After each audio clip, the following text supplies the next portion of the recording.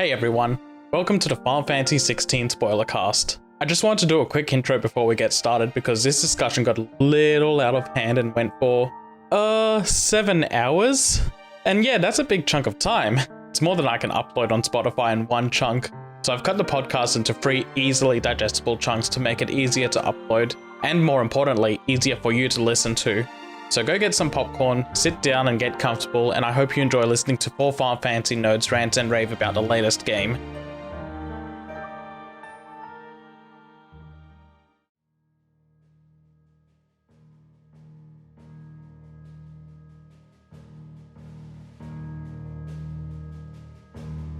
Hey everyone, welcome to the Final Fantasy XVI Spoilercast podcast. I will be hosting this one, and if you've been listening to any of the recent episodes, you know that Patrick hasn't actually started the game yet. So I got given the go-ahead to just pull in all of my friends from the last time I did a hot seat episode, and we're all going to discuss Final Fantasy XVI. So I'd like to get everyone to introduce themselves. First up, could I get Shinki to come up to the lounge? Hey, what's going on, guys? Yeah, the game's decent. That's all I gotta say about it. Decent. Love to hear that. We need positive vibes here, though.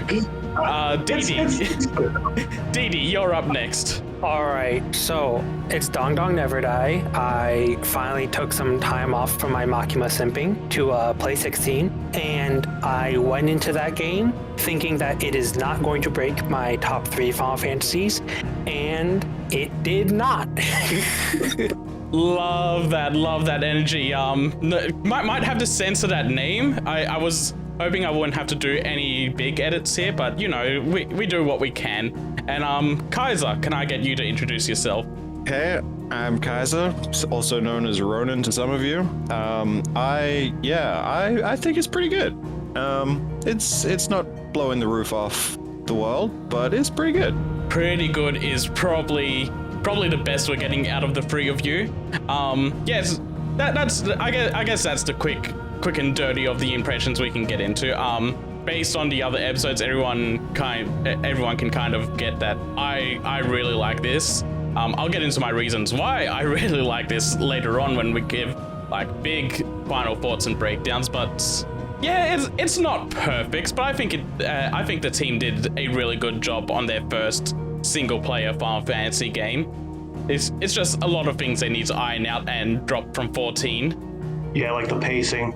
There's a lot of 14 DNA in this, for good and for ill. For better or worse, and I think worse for a lot of it, is that this is just the 14 devs trying to make a single-player game, which I can respect. I hope they do better next time. Same. If they even get it next time, because it seems like they're not going to be the ones that do Final Fantasy 17. But maybe they'll get a chance to do a different single-player game and build off this. Yeah, because Final Fantasy is always made by like different people since like 10, so it doesn't surprise me. They'd be fools not to give them another chance at some point, though. Yeah, the game wasn't, like I said, it was decent. It wasn't bad, but it wasn't the greatest. Like, it definitely wasn't in my top 3, I don't think. So I think I'd agree with you there. Yeah, I don't think it cracks my top 3 FFs, but it is still probably in the upper half for me. yeah, it's probably my top 5. It's better than 13. Come on, we need to set the bar higher than 13. Don't worry, I'll set the bar higher. For 16. I've never played 13 before this year, and I've got to say, that shit is the worst Final Fantasy I've ever played, aside from Dirge of Cerberus. God damn. All right, so let's actually get into the structure of how this is going to go down. I will leave timestamps, so because this is going to be a very big episode, and so much of this episode is going to be a big story summary. Well, I'll run down like basically every major plot point of the game. Some not as major as others. I feel like they're going to be important to point out because everyone's already said there's some pacing issues, and we should really highlight why there are some pacing issues here. I will also highlight how the game feels about those sections. But yeah, so I'll go down through like chapter summaries. I'll even try to timestamp around what every chunk of story will be. So if you've played to a certain amount and then you don't want spoilers on what's happening later in the game, you can skip past those. And then after everything's said and done and we've all bashed each other over the head about our story opinions, we'll get into other general things like what we thought of the gameplay, what we thought of the icon fights, what we thought of the OST.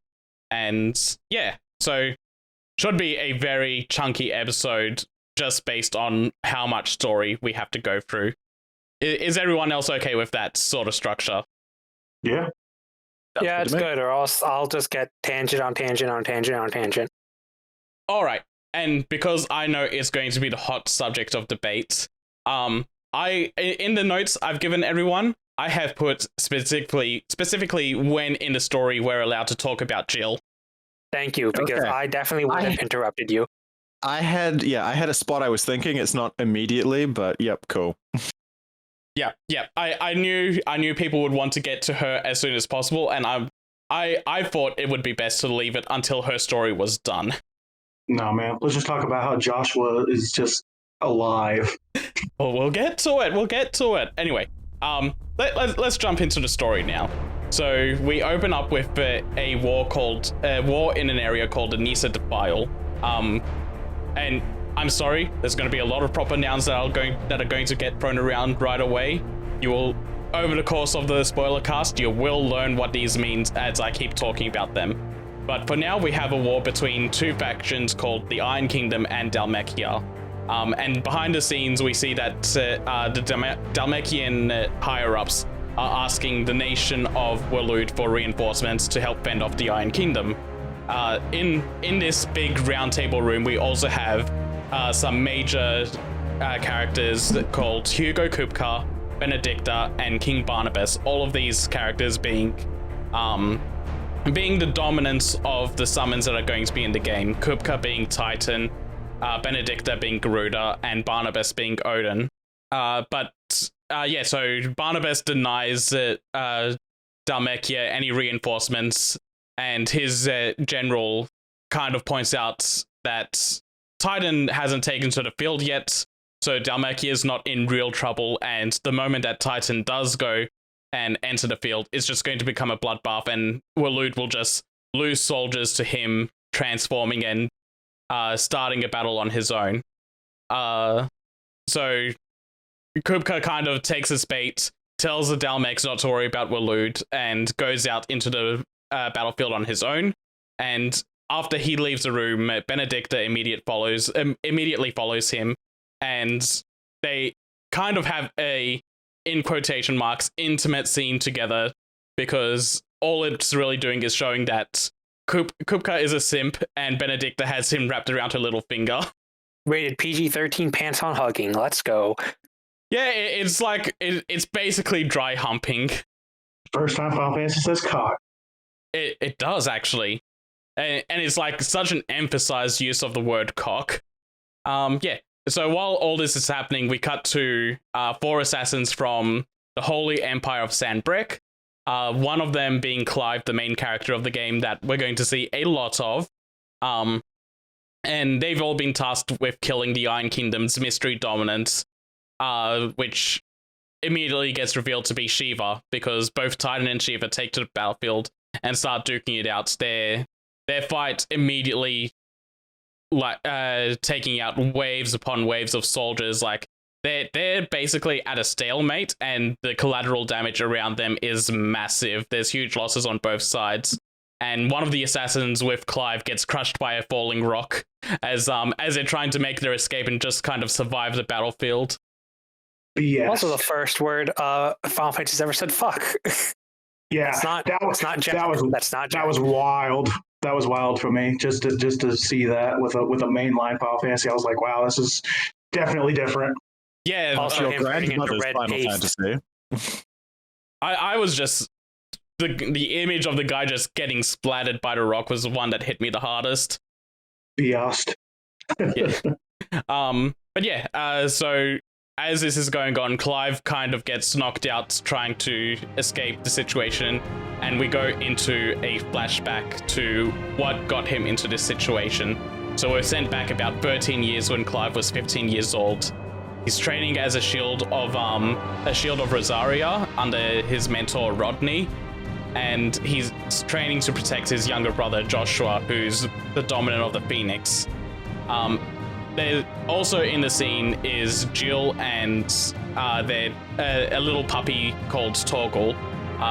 All four of them are shown to be really close, have a loving relationship, basically sibling-like relationship. And after Clive's training is done, he's like a bit winded, and Joshua uses his gift to heal up Clive and get him back up on his feet. But when he does that, he starts coughing and showing that he's a bit sickly. He's suffering from anime wasting away disease. There's no better term for that. He's sick for the sake of being sick. He's a wuss. And immediately after, Annabella Rosfield, Clive and Joshua's mother, enters the scene, takes Joshua away. She's kind of like got her hand up to her mouth, kind of like trying to be hushed, but also to me it kind of looks like she's trying to keep the stink of the commoners away from her. She's very much got that I'm above you all attitude and aura to her. And as Clive says goodbye to her, she just gives him a chilling stare that all the other shields kind of take notice of and start pitying Clive for. Annabella, I figured the whole oh, sorry, go ahead. Oh, I was just saying, she, like, her character is just such a hate sink. No, but the thing when she had her thing up to her mouth, I thought it was always about, like, I don't want to be in the presence of lower creatures, you know? So it's just like, I don't know where Kai got that first part from. So I was like, oh yeah, she's just too high and mighty for them, you know, typical bitch behavior. Yeah, it's something that I saw other people saying, like, oh, she's like covering mouth to kind of be hushed tone sort of thing. So that, like, when I saw it myself, I was also on the, oh, she's keeping the stink of the commoners away. But it can be either or, I guess. I just wanted to point out that it could be both of them.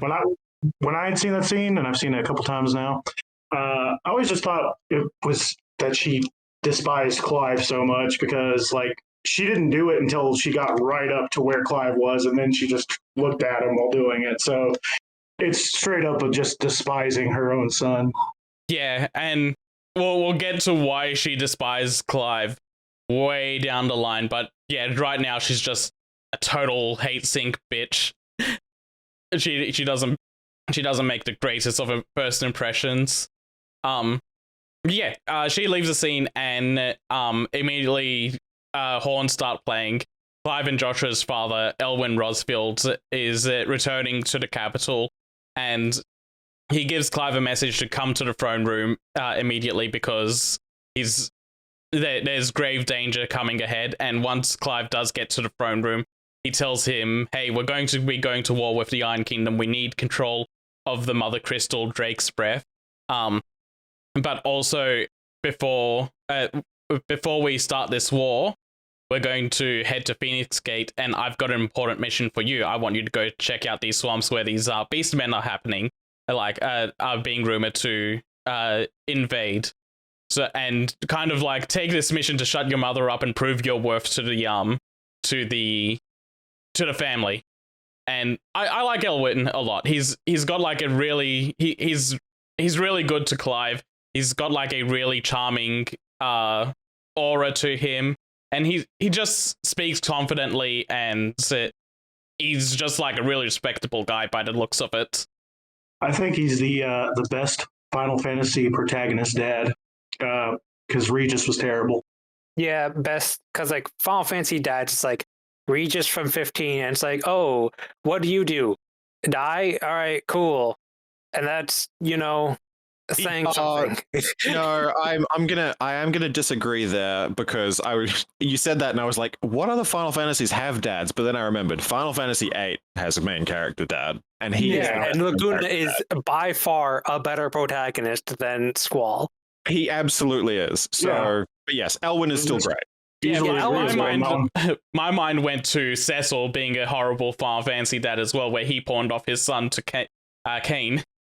Oh yeah, I mean, to be fair, in 4, by the time you start the game, his dad's already dead. No. I mean, I mean, in the He's talking about the after years. yeah. The after years is a terrible game, anyways. Why are you bringing? Let's ignore after years. I wish I could ignore the after thing. years. It's Maybe you shouldn't have played it then. There you go. I didn't know better.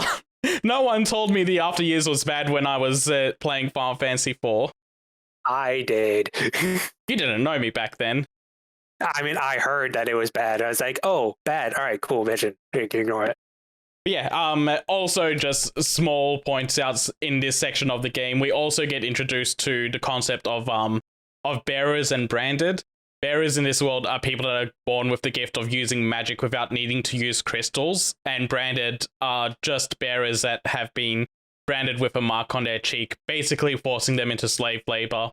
And we see firsthand through Clive's interactions with a branded and his master how they're treated, and it is immediately not great. And we're told that, Rosaria is the best nation for treating branded. Like, it's not the best, it's getting better, but everywhere else is much, much harsher to them than they are here. And it starts going places.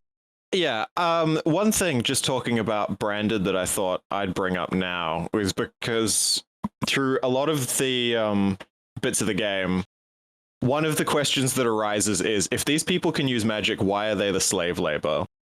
And like, for a while, I also had the same thought, but it is pointed out a few times that like, using magic is like really painful for them, and turns them to stone.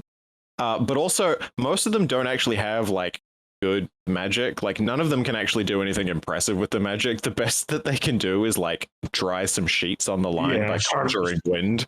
Yeah, start up fires and random crap. Yeah. So like, it's really lackluster magic. Yeah, because they show some like during side quests healing people, and like the guy's just like, bro, your magic isn't doing anything. Like, my wounds are still here.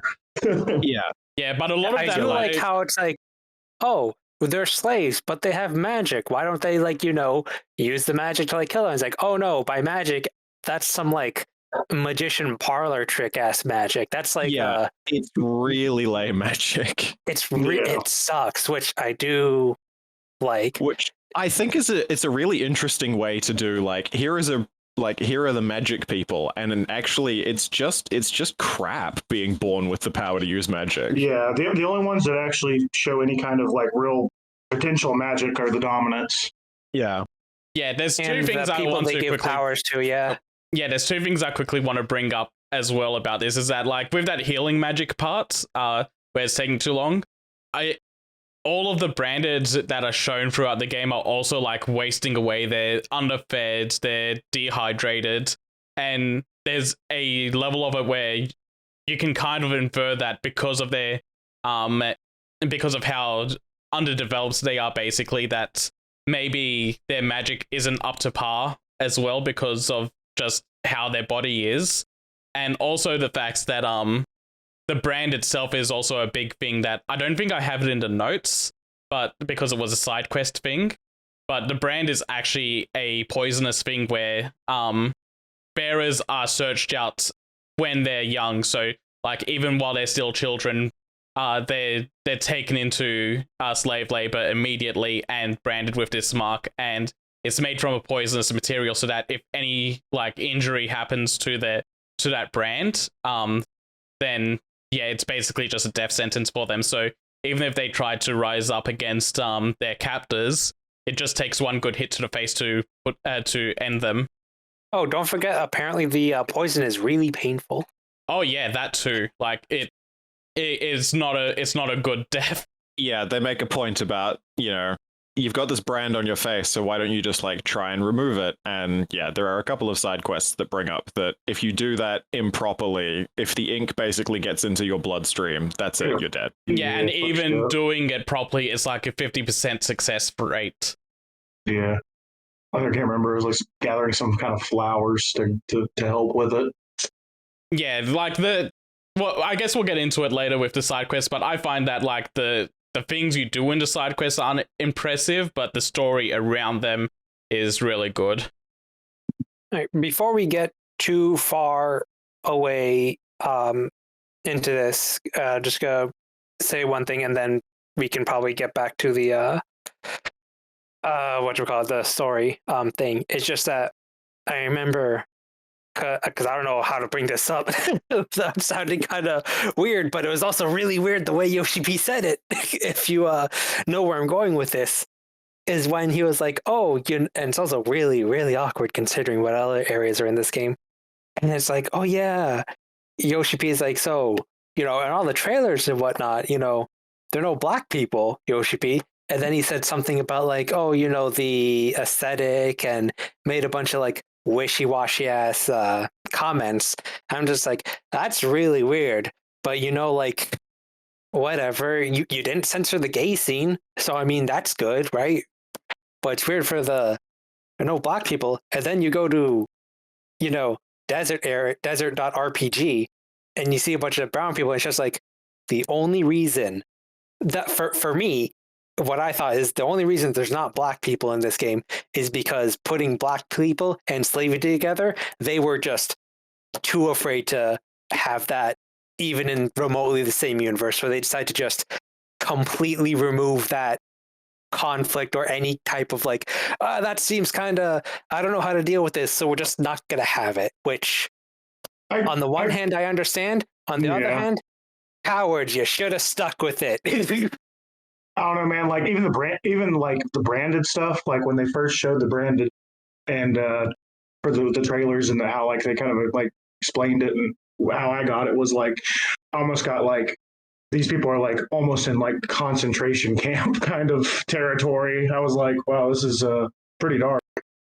It is, but it's just like, you can like because they have all this commentary and it's done pretty nice, from what I, can tell, right? Of like, yeah, this is just a horrible, shitty system that the main characters try to do their little acts of rebellion against, but it's like this huge societal problem, so they can't really solve it. And it's just like, you could have had that in there, without having to, because they don't point it out. Because for me, what makes it feel cowardly is like, because when they're in desert.rpg, I can't remember the name, sorry, but when they're in desert.rpg, they don't, Dalmacia, they don't discriminate based off the skin color of those slaves, those bears, right? You have the white slaves, you have the brown slaves, the white slave masters, the brown slave masters, they have that dynamic, sorted. It's just that they were literally just afraid of putting black people in there, but it's, that kind of scenario is already covered and dealt with. You just didn't really need to put any focus on it because we already get the point, but it's just they decided, what, it's not worth whatever, controversy you might drum up, so we'll just remove it entirely. This will all blow over. I've seen this is brought up. Yeah, I've seen this brought up before. And I'm going to put my own slight spin on this, thinking about how the recent Final Fantasy XIV FanFest has gone and how some reception to Final Fantasy XVI has gone. I don't blame them for being scared. After all of the controversy and how the reception to Stormblood went, and the Azem step and basically all of Offard's storyline went in Stormblood, and how there's a lot of people saying that they lack awareness, they lack sympathy for minorities. I would also be scared of putting a black person with a brand in this game, where even with good intentions, people pointing it out, but then there's also bad faith people that will just take a screenshot of a black branded and spread that online and try to smear the game through mud. Yeah, I can see that point. That's yeah, I can see that. As a Japanese dev as well, like I think it's more of an America-centric conversation. Like, not to say that it's localized just there, because obviously it's not, but I think, yeah, for a Japanese developer, like, it's probably really hard to approach that sort of thing. And that's not saying that they shouldn't have tried to do something, because it is very noticeable that they've just been like, yeah, we're just not for that. But Also yeah. noticeable because it's like, oh yeah, that's, he looks like me. I've been, flagged by the TSA getting on an airport before. I have a cousin who's so black, if he closes his eyes in the dark, you can't see him. Like, it's the same thing. They didn't have to exclude it, but I'm just repeating myself. I understand. Like, yeah, I also find it like a little weird that we can draw the line at brown people, but then once we start entering black people, it becomes a more concentrated talking point on whether it should be included or not. Yeah, I think they should have just, if they want to tell the story that's about branded and not like a race thing, then they should have just done, like, they should have just had people in there. And they should have just worn that and been like, yeah. And if people had brought the controversy angle up, they should have just been able to be like, that's not what we're doing with the story. Judge it on its merits. And, any publicity is good publicity. So if people want to make a big drag it through the mud moment, then hey, it's just more eyes on Twitter being like, oh, what's this game about?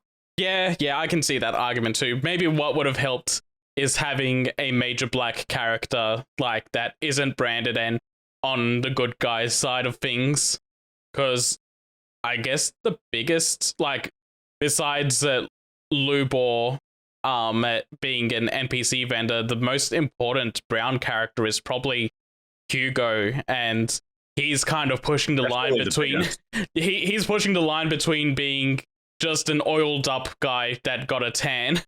And I mean, if you think about it, if they would have gotten a hold of Lubor, they would have branded him too. So yeah, and it's not even because of skin color. It's like, hey, he can cast magic. Quick, kill him. Anyway, I think this tangent's gone. It's full length. Let you guys good to get back to the story? Yeah. I think you're going to have to accelerate the story, because otherwise, if this is the size of the tangents we're going to go on, we're going to be here for 5 hours. Yeah. Anyway, we're skipping the entirety of Clive's mission. He fought a mob all there. It was cool. It really impressed the shields that he was with. And then they reconvene with Elwyn, Joshua, and the rest of the shields at Phoenix Gate. Everyone's busy celebrating. The next day is going to be Joshua kind of doing his prayers at Phoenix Gate to give the army their blessing to go off and fight the Iron Kingdom. But during all the celebrations, we basically get a Trojan horse moment where Sanbrequi soldiers disguised as Rosarians bring in a cart full of Sanbreq soldiers and dragoons, all coming in to basically fuck the place up. They're on a hit mission to just kill as many Rosarians that are in there. And during all of the commotion, Joshua and Elwyn try to escape together, but they're cornered, and Elwyn jumps in front of a sword to save Joshua and just gets his head sliced clean off. And this sends Joshua into a panic frenzy until he just... The game calls it priming, so I will use that term frequently, but it's basically transforming into the icon that they represent, and the Phoenix just kind of goes on a rampage. And seeing this, Clive starts getting into a panic because he knows that Joshua priming is a bad sign, and he wants to try and run to the Phoenix to try and calm his brother down. But as he does this, he starts collapsing, getting a really bad headache, and he sees this hooded figure in the fire that I believe is telling him to awaken. Basically, that hooded figure turns into a flaming person that primes into Ifrit.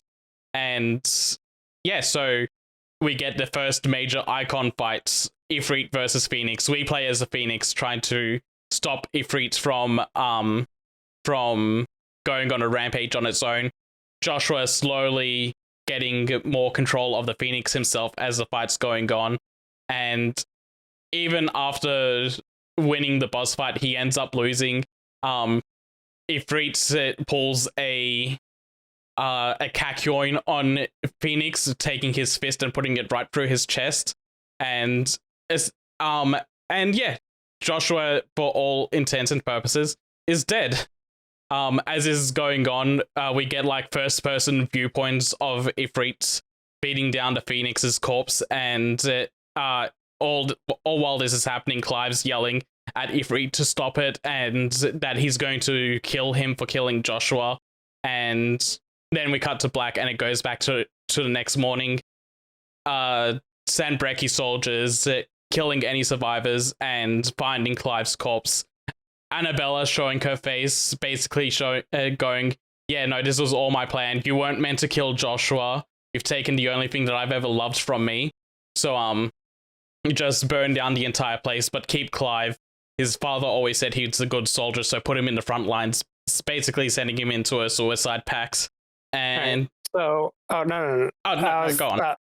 Yeah, because since we talked about Phoenix, just wanted to get everyone's thoughts on what is the first big Ostra's Wrath fight in the game, where we're playing Panzer Dragoon. And so I was like, okay, so now we get to play as Phoenix. We have a dodge, then we just have the reticle and we just aim and shoot at Phoenix. But it's a pretty cool on-rails shooter, lots of FNAF happening, spark and pizzazz and shit. And the frame rate can't handle it. For me, the frame rate, because I was playing on performance mode, and it's really weird because during like walking in towns and shit, the frame rate would like vary and plummet. But once it's like, okay, you're in control, have a fight, the frame rate was perfect 60. I never had an issue with frame rate when I was actually whooping ass. It was just always outside of combat, which was really jarring. You'd think it'd be backwards, but I can't complain. Something I also want to mention is the two party members that you forgot to mention during the swamp area, and then later on in Phoenix Gate, because Wade is kind of important. Yeah, Wade and Tyler. Tyler, yeah.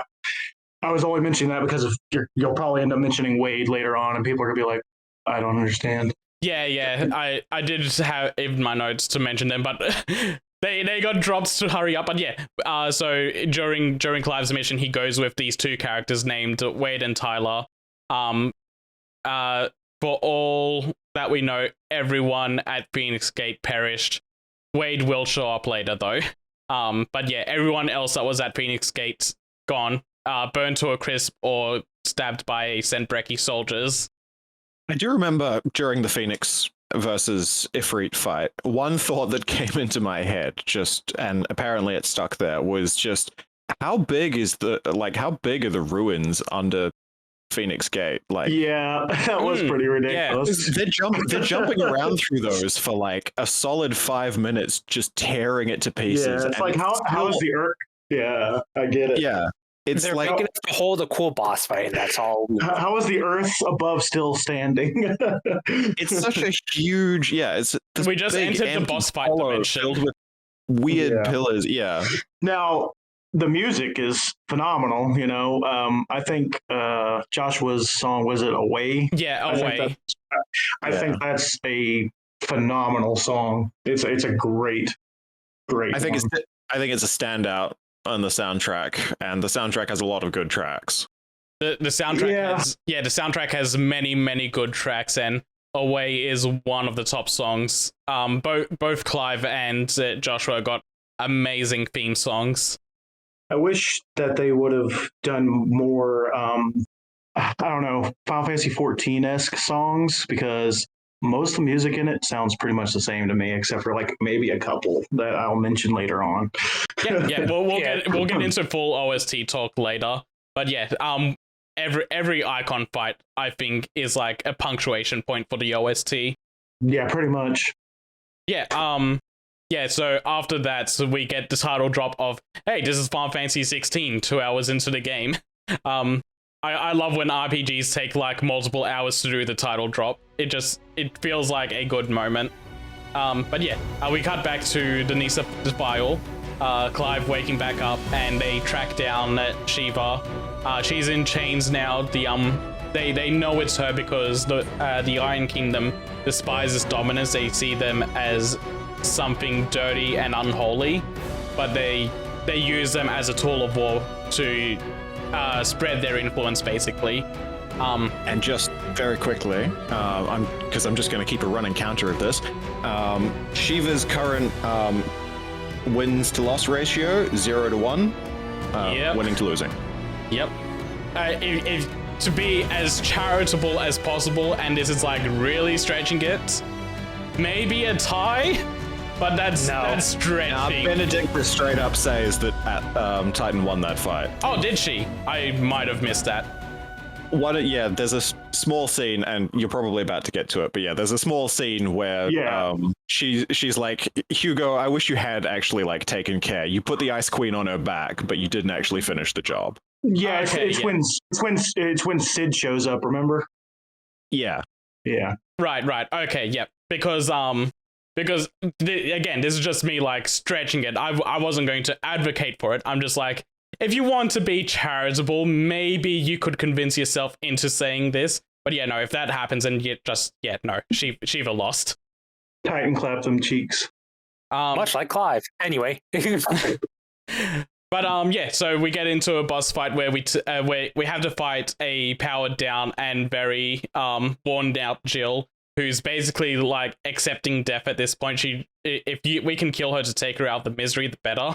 But once she's out cold, Clive realizes, oh fuck, this is Jill. I didn't know she was the dominant of Shiva. This isn't right. I can't kill her, and that gave enough hesitancy for more Iron Kingdom soldiers to come and surround them, which kills off a second of his three comrades. And after taking them all out, he takes out his own commander because he believes that he doesn't have to go through this. He's going to betray the Empire now and try to save Jill, to at least save someone. I thought this guy was going to end up coming back. I'm just going to add as well about Tiamat. Yeah, Tiamat's an important name. Yeah. Plus, when you beat him, because a lot of the time when you finish a boss fight, it'll say like, enemy, or like it'll have slain. The name, and then slain, and it says bested for him, and then he immediately dies afterwards. And I was like, oh, I thought this guy was going to come back and be like. Clive, to be fair, Clive did not kill him. It's just that after the fight, the rest of the Iron Kingdom showed up and like lodged an arrow in his head or some shit. No, I'm pretty sure he just straight up collapses after the fight. No, with Sid showing up, he may have been. Sure, he might have been unconscious and then fried by a lightning bolt. Yeah, because Sid shows up immediately after that, so I'm assuming he died from that. Yeah, and Sid shows up and saves Clive and Jill, and basically convinces Clive to join him in going to his secret hideaway in an area called the Deadlands, which is an area of Valosphere where, again, Valosphere, the name of the nations, like the twin nations of Storm and Ash. Storm being the big one the majority of the game takes place on, and Ash being the one that Waloed takes place in, like where Waloed stands. And the Deadlands is just an area that's completely dead. There's no life there. The ground has turned black. Water is undrinkable, uninhabitable. Air is stale. It's just not a great place to be. You also can't cast magic. Can't cast magic there as well. Yeah. There's no ether. There's no ether in the land, and ether is very important for the land to live. And yeah, Clive does join him there. Sid takes Jill to their doctor, Taya, and she's basically out of commission for a couple of hours of the game from here, just to give her time to recover and to give Clive and Sid time to develop their bond. Shout out to Taya. Shout out to Taya. Best girl. Not enough people give her respects. Best girl. Yeah. Let me see my notes here. Yeah, Sid tries to get Clive to join his cause, but Clive, like, this is his chance. After 13 years, he wants to take his moment of freedom to try and track down the other dominant of fire that turned into Ifrit and take his revenge now before he loses this opportunity. And Sid basically kind of accepts this and kind of wants to help him on his way. Like if he can help out Clive, then maybe Clive will help him out later on. And tells him that his scouts, Gav, another shout out, Gav, best boy. Gav is tracked down the dominant of fire in a town called Lostwing, and he'll accompany Clive there to go get the information he needs, just so like Gav is on the up and up and knows that Clive's someone that can be trusted. Yeah, and I just want to like chime in. It's like, so for the first I don't want to say like act, but like for the first major chunk of the game, that's not like the tutorial when you're a kid. It's 16 is just basically, it's like, the game's making this a long drawn out revenge story, essentially. Yeah, where it's like, okay, so Clive wants to go. And that's how the game was marketed for a long time as well. Like it was all about the revenge story and possibly taking out the mother crystals on the side. Yeah, it's like, okay, so we have to go kill the Ifrit who killed Phoenix, and along the way, Clive and Sid's relationship is like, okay, here's the foundation. Sid opportunistically saved them, and he's like, oh, sweet, I got a dominant out of that, and a I think bear. The dominant what he's there for. Yeah, he's like, Yeah. I got a dominant, and I just also happens like, hey, bear, you want to join me, right? So it's like, okay, just kind of like happenstance, like, all right, cool. And Sid, it feels like, okay, the relationship is Sid's like, okay, although he wants to make a nation, an anarchy, not nation, he wants, it's like anarchy. He just wants to make a little commune full of bears, right? And so he brings Clive along. It's like, it's kind of like, okay, he wants Clive to finally have the chance and the choice to make his own decision. But he is kind of like, talking to him in such a way, and like, because whoever wrote Sid's dialogue is like perfect with how Sid is using his words to kind of like say that Clive has this kind of like decision. Only in the beginning, really, they develop into like normal people. In the game, it's like he is kind of like to parrot off everyone calling this Final Fantasy Game of Thrones, and it kind of tries to play that straight for a little bit. It does try to play the Final Fantasy Game of Thrones for a few hours, but this early section, Sid is basically talking like he's playing in the Game of Thrones, like he's playing it for the power plays and talking his way out of into those situations and trying to be in control. Yeah, it's like he wants to, he's talking and giving Clive the option, but he's phrasing it in such a way that Clive is making the decision Sid wants, but Clive thinks that he made that decision himself and that's what he wants. Yeah. He's very charismatic. Yeah, he is. I mean, that was the whole reason he went after Jill. Like he said earlier, I think the line was, she was worth dirtying my boots for. But then, he also realizes that he got Clive in the bargain, and he actually knows who Clive is. Yeah, like that wasn't that really big of a deal. He saw him use the power of the Phoenix and was like, there's only two people that use the power of the Phoenix. And one of them's dead, so it's got to be the other. Well, both of them are supposed to be dead, but puts two and two together real fast. But just so much of Sid's dialogue. Yeah, sorry, you go on. Or just like, because like I said before we started, I've just got like an all cutscenes thing playing just to refresh me on some of the things, and just Sid's dialogue. First, like shout out to I think it's like Rob something. I forget his voice actor's name. But it's like his voice actor does such a great job with Sid. Ralph Ineson. Ralph. Yeah. Ralph, not Rob. Like Sid's dialogue and just like that gruff older guy voice that it's done with. It like every time he speaks, it's the most interesting part of the entire cutscene. And he's always like he's got the sort of back and forth I try to have with people where it's quite sharp.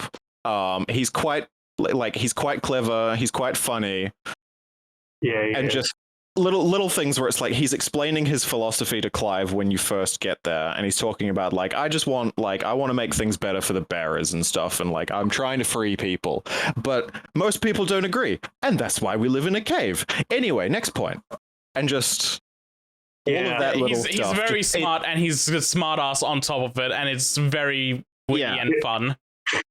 And it just, it's very hard not to like Sid, I think. If you find anyone, just yell for me, Clive! Exactly. Yeah, it's like, how will I tell you I found him? Shout. And is Clive also just being the straight man with Sid just highlights that, because again, after the yell, Clive just walks into a scene and just goes, I didn't know he was serious. Yeah. Just the back and forth between Sid and Clive is probably the best character relationship in the entire game. It didn't last long enough, is all I can say. I absolutely didn't, and this is why. Also, not a good thing that they're the best character. Yeah, I mean, I'll keep beating the drum until we get it. But the first piece of DLC this game needs is Sid DLC. Sid Benedicta story. Yeah. But yeah, so they make their way to this town called Lost Wing, and along the way, Sid kind of lets out the bag. Hey, I'm also a dominant. I'm the dominant of lightning. Did I say Rama or Ramu in this game? I think they go with the Ramu pronunciation. Anyway, doesn't matter. And when they get to the town, they find that, oh hey, it's been taken over by Wulu the Royalists, and Benedicta's here in charge. They're capturing everyone because they're also after the dominant of fire. After freeing the town, I just want to quickly get this out the way. It's not my notes, but just quick, because I will bring up other characters like this. Lost Wing is basically our first hub area besides the hideaway, and it's where we get introduced to a character called oh god, why am I blanking on his name? Quinton, I think. Quinton, yes. Quinton. Yeah, we get introduced to Quinton. He becomes like the Lost Wing leader, hub quest giver sort of guy later on. And we start building like a rapport with all of Sid's associates throughout the game, and he's basically the first one we get introduced to. He's also kind of he's a dry but sort of fun character. He's not my favorite character in the game, but he's okay. Bro, that village gets fucked. Yeah. Yeah, Lost Wing gets fucked, and we're not going to touch on that too much because that's in side quest material. But yeah, so after tracking her down, Benedicta takes her soldiers back to an area called Caer Norvent, and Clive and Sid track her down there, like kind of follow her there, and just kind of try to invade the Caer so they can get to the Icon of Fire themselves. During this during their invasion of the Caer, they get into this church room where Benedicta and Sid have a back and forth, and it's honestly a really good scene. Like, they're back and forth on their internal politics. Sorry, I saw that Kaizer unmuted himself for a second. I thought he was going to say something. I'll wait for you to finish. That was all I was going to say about that at the moment. Like, I really like that scene because Sid's putting on display why he's got his philosophy, and Benedicta's kind of like just trying to shout back that he's a traitor to her, and she has her all she has left is her belief in Barnabas now, and it's just a well acted scene for me. Yeah, I was going to say that this is probably one of my favorite scenes, because there's a good clash here, and unfortunately, like, Benedicta and Sid's relationship does not get enough time to really shine. But there's a lot kind of going on there, and there's a lot of baggage, and this is kind of where it just hits that point of Benedicta's had enough of listening to Sid, because in the past she's obviously hung on his every word, and then he decided one day to like do something else, and she didn't come with him when he did that, and it's kind of you can kind of tell even just from this scene, but there are a few others that go from it as well, that like she's never really figured out like what to do with herself since he's abandoned her, And it's turned her into quite a bitter person. It's turned her bitter, and all she has left is like being able to play the game herself to keep herself up in these high ranks. Yeah, that's why the sexy time scene with her and Barnabas, she's like, yeah, you still have a thing for Sid, right? Yeah. She's basically, she doesn't know what to do. She doesn't really know who he wants to be. So she's just attached herself to Barnabas as like, okay, well, I guess I'll just follow him. Yeah, she doesn't. I think the biggest thing about Benedicta is that she doesn't have agency that's not attached to either Sid or Barnabas. And it's like, I understand that they kind of want to like, okay, here's these characters have history, right? So it's like you're just seeing their culmination of all that history, which can work, but I just feel like there's not enough.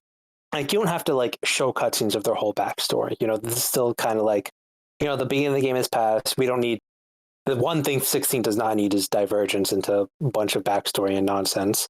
And so it's not like we needed to see that, but I feel like when they haven't shown like anything. They just have them like talk, say like 1-2 throwaway lines, which again could work, but I just think the writers didn't succeed in this case, because now it just seems like Benedict is just kind of like this girl that just like, oh, Sid rescued me. I am now effectively going to do whatever he says. And then Sid left. Yeah.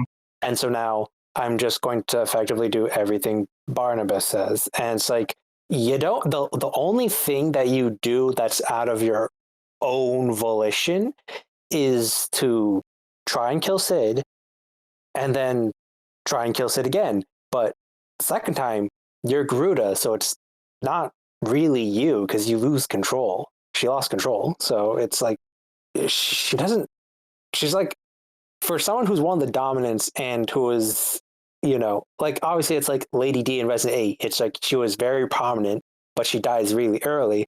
It's like you can still feel her presence and you get a lot of her character, even in the short stuff about Lady D. But it's like you don't really feel that with Benedicta.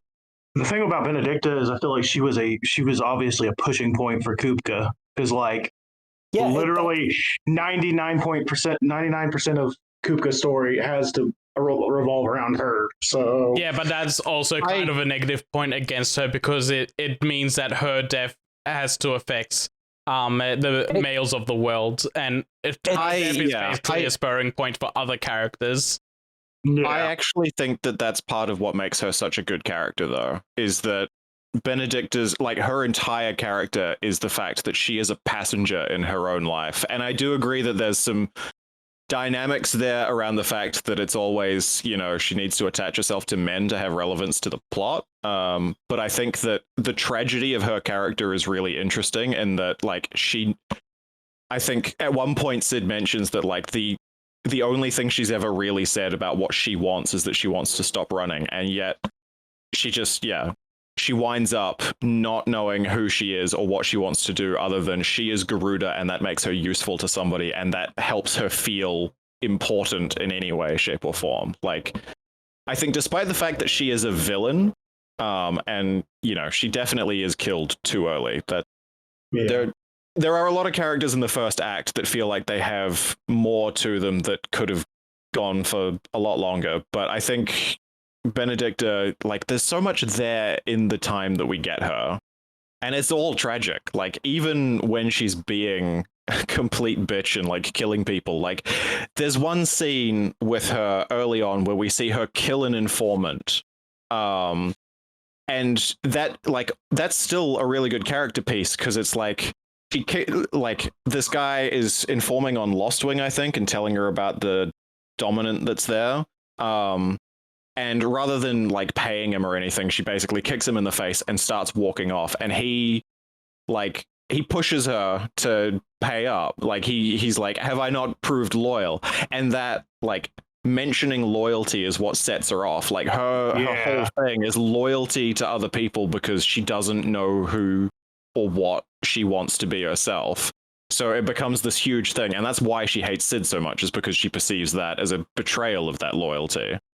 Yeah, I remember that scene. Yeah, something I'll say about another character later on, but I think it works really well with Benedicta as well here, is that on paper, she's a really good character. She's got so many good like little intricacies to her. Her motivations are there. Her backstory is there, and everything she does benefits. Is like it spurs other characters into action. And there's still a lot you could do with her if she had more time. It's just because she's treated as a tutorial boss, and because essentially, like, for big chunks of the game, you got like these certain character checkpoints, and I'd say essentially for this chunk of the game, Sid is the character checkpoint, and then we'll move on to Kupka after Sid. And she's just kind of a stepping stone along the story, and that's a shame because they could have done so much more with her, because she is genuinely such an interesting character that they could have pushed even further. But yeah. It's just kind of left to, on paper they wrote a really good character, in execution they did some really good things with her, but it came up a little short. Her voice actress was great, though. The screams and like just her emotions behind stuff is crazy. That scene after the boss fight. Yeah. Oh, yeah, for sure. Yeah, after. Yeah. A lot of emotion. Yeah. Should we talk about the Benedicta boss fight, since we're basically there? Yeah, well, that's where we're heading into now. I was just getting the voice actress because if we're going to shout out the voice actors, I want to get their names out there. Nina Indis is her voice actress, and again, she kills it in this role. Like, she's given very little time to perform as Benedicta, but all of her lines are so good. All of her screams are fantastic. She is a fantastic actress, and I just wish that, because we should probably speed up the story thing a little, because we're getting on tangents really easily here. Yeah. But it's just, I'll probably bring this up later. It's just like how you guys are saying, I wish we had more time for her, or I wish, like, I forget who said it, Act 1 has a lot of interesting characters that they don't seem to spend enough time with, or, do that. It's like, there is certain parts of the game where they have you fuck about and do nothing. That could have been filled up with stuff. So, pacing, that's an issue we'll talk about at the end. This first chunk of the game, though, like, even with putting Benedicta to the side very quickly, this first section of the game does feel very strongly paced. Like, all the way up to the first Mother Crystal. I agree with that. Yeah, all the way up to the first Mother Crystal, I think this is really well paced. I think it's the strongest part of the story, to be honest. I was about to say the same thing. Like, thinking about it now, I actually think Act 1 is the best part of the game. Up until the pivotal moment. I don't know if I agree, but it is a common sentiment I've seen online that after the first Mother Crystal, a lot of people fall off the story. I wouldn't say fall off, but it changes in, because it's like, forget who said, it's very Game of Thronesy in the beginning. I haven't seen the show, so I have no idea. But it's very Game of Thrones in the beginning. And then once Act 1 is over, it's like, okay, we're back to Final Fantasy, And so I think that kind of like shift kind of, also gives people like, it was better in the first part, now it's not so good. And it's like, well, it wasn't trying to be Final Fantasy beginning. Now it's just like, all right, we're a Final Fantasy game now. It also feels a bit like maybe Act 1 was like the first part they developed or something, because it feels like there's a very strong mission statement here, and it feels very fresh. And then, like, as time goes on, it does gradually start to fade back into the more like typical Final Fantasy let's kill God stuff. Yeah. I think it's also just after Act 1, it becomes more of a Final Fantasy game in structure. Like, this entire first section is just go through the levels. Hey, here's a couple of field sections. There's some side quests along the way, and then but it's only like 1 or 2 side quests at a time. And then after this first act, more and more side quests open up. Then there's also the hunts opening up, and it just becomes more of a video game to digest than this first like 10 hours was. At first, the first bit felt more like, oh, we're going more for Witcher vibe, you know, very direct story. But if you feel like you could just stop wherever you want and then do a side quest, and then it became 14, where it's like, okay, the story is slowing down, so you get bored and want to do the side quests. Getting to the Benedicta boss fight now. No, this fight's really cool. It goes through a lot of phases where you fight Benedicta in her human form to begin with, and it's a fairly solid fight. And then once you take out her life bar, it goes into a second phase where it's called semi-priming, and it's basically like a midway point, essentially like Super Saiyan transformation without having to go into the full icon form.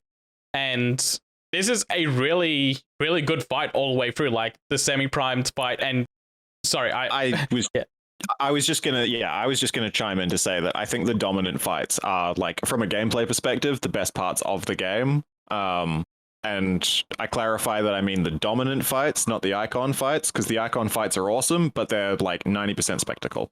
They remind me of Asura's Wrath in every way, even the part where it's like, you know, playing the game is not the most ideal way to experience this. It's watching the game, which is unfortunate because it's like, oh yeah, it seems kind of cool to play and do all that stuff, but then it's just like, I'm just doing the same thing as the dominant fights.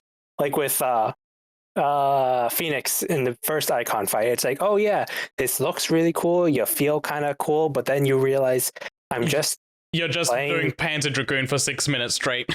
And it's like, and it's not great. But yeah, the dominant aspect of Garuda is really fun. So I'll get into my thoughts on dominant fight the icon fights later, because I'm midway through the Final Fantasy mode run through now. I have a couple of thoughts on them, but but doing the Final Fantasy mode also skips that first Phoenix fight if you decide to skip the tutorial. So it's more impressions on the Ifrit stuff at the moment. But yeah, after the fight with Benedicta, and again, these like Kaizer said, these dominant fights are great. They're highlights of what the gameplay system can do in boss fights when it comes to just Clive's toolkit. And after the fight's done, the Dominant of Fire kind of escapes and starts blowing up the care, and everyone has to start making their retreat. And also, as things are blowing up, Clive kind of approaches Benedicta, and something weird happens where the essence of Garuda leaves Benedicta and enters Clive's body, and Benedicta starts freaking out because, like someone said earlier, I think it was Kaizer said earlier, Garuda is her thing. Garuda is what makes her feel important, and now that she's lost Garuda, she's having an existential crisis. Like, she feels like she's going to be thrown away immediately once Barnabas knows. She recognizes that her only use to him is because she was a dominant, and all of a sudden she isn't. And the freak out that she has as a result is, like, again, Benedicta's your enemy, and she's an antagonist, but, like, even the music in this scene is, like, it's sad. Like, this woman completely falling apart because the foundation of her identity has been stolen from her, as she screams at Clive to, like, give her back, like, give Garuda back. At least you're not like my brother, who's like, oh yeah, and she's totally be a party member at this point. He's like, no, her ass is gonna die in like an hour. I don't think I've ever heard anyone come up with that cope. Because I avoided most of the early stuff, I did at first think, are we actually going to wind up with like a party of dominants going forward? Before, like, I started playing the game for a bit and was like, oh, party members are really not that important in this game. Yeah, we'll talk about that later. But yeah, so yeah, Garuda gets taken from Benedicta, and Benedicta's having her freak out, and everyone kind of escapes in the nick of time before the entire care comes down around them. And we cut to like a scene of all of Benedicta's soldiers like getting killed around her, and she's kind of like out of it still until she like slowly comes to the realization that, oh, everyone around her is gone and she's all alone, and all these bandits are coming up to her, and it's a really sketchy scene, and I was actually getting scared for her in this scene. But the freak out and the panic kind of calls back to how Joshua was acting when he primed into Phoenix, and the exact same thing happens. Like, even without Garuda in her body, she can still tap into like some latent energy that's still there and fully prime into Garuda, but she's like lost all sense of self in this, and she's just become Garuda going on a rampage. And in doing that, it spurs Clive and Sid into action to go follow her.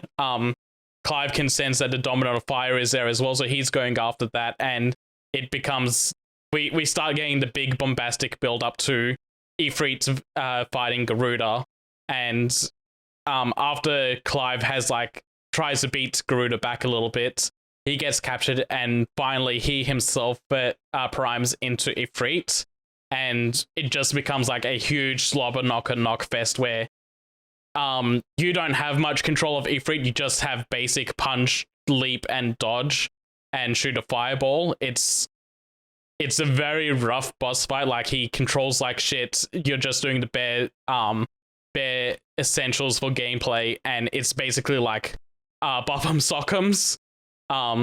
But it is cool, and also when she's in her Garuda form and she grabs Clive and the camera zooms in when she does that, weird like grin smirk thing, it's like, hey, that did things for me. I'm not gonna lie. Keep it in your pants. No. But yeah, it's just a huge slugfest and spectacle piece, and I really like this like this boss fight and how they handle the icon fights in the first playthrough. Going from here, like, gameplay wise, you don't feel like you have that much control over Ifrit. He's just on a rampage, and they play with that as they keep moving forward, which is really fun to see. Yeah, one thing about this fight in particular that I noticed on a replay is that it's also way more brutal than any of the other icon fights. Like, they're ripping each other's arms off and stuff. Oh yeah, there's even a part where Garuda, like, in a panic, like, fires off a blast point blank, and it rips off a chunk of Ifrit's ribs, and it just immediately gets healed back up. Or there's another part where, like, she goes to fly away and he grabs her by the leg and then, like, slams her into the floor, and she gets away and he's still holding her leg. Like, yeah, they're just tearing each other to pieces, and none of the other fights display that level of brutality. And I was kind of... Titans kind of does, but then it's kind of like, more slugfest and him ripping off just the giant tendrils and stabbing him with it. So yeah, Titans is like close, but it's still not, as brutal as like... it's not that level of like just visceral, just trying to like completely tear each other in half. Yeah, and I appreciated that. It is nice. Maybe they're like, oh, Ifrit's out of control and he's more violent. But skipping towards the end of the boss fight, it's just like, I love how they end fights in 16, how it's like, oh, it does the pause slow-mo and then the victory screen shows up. So it really allows him some cool fight finish scenes. So where it's like he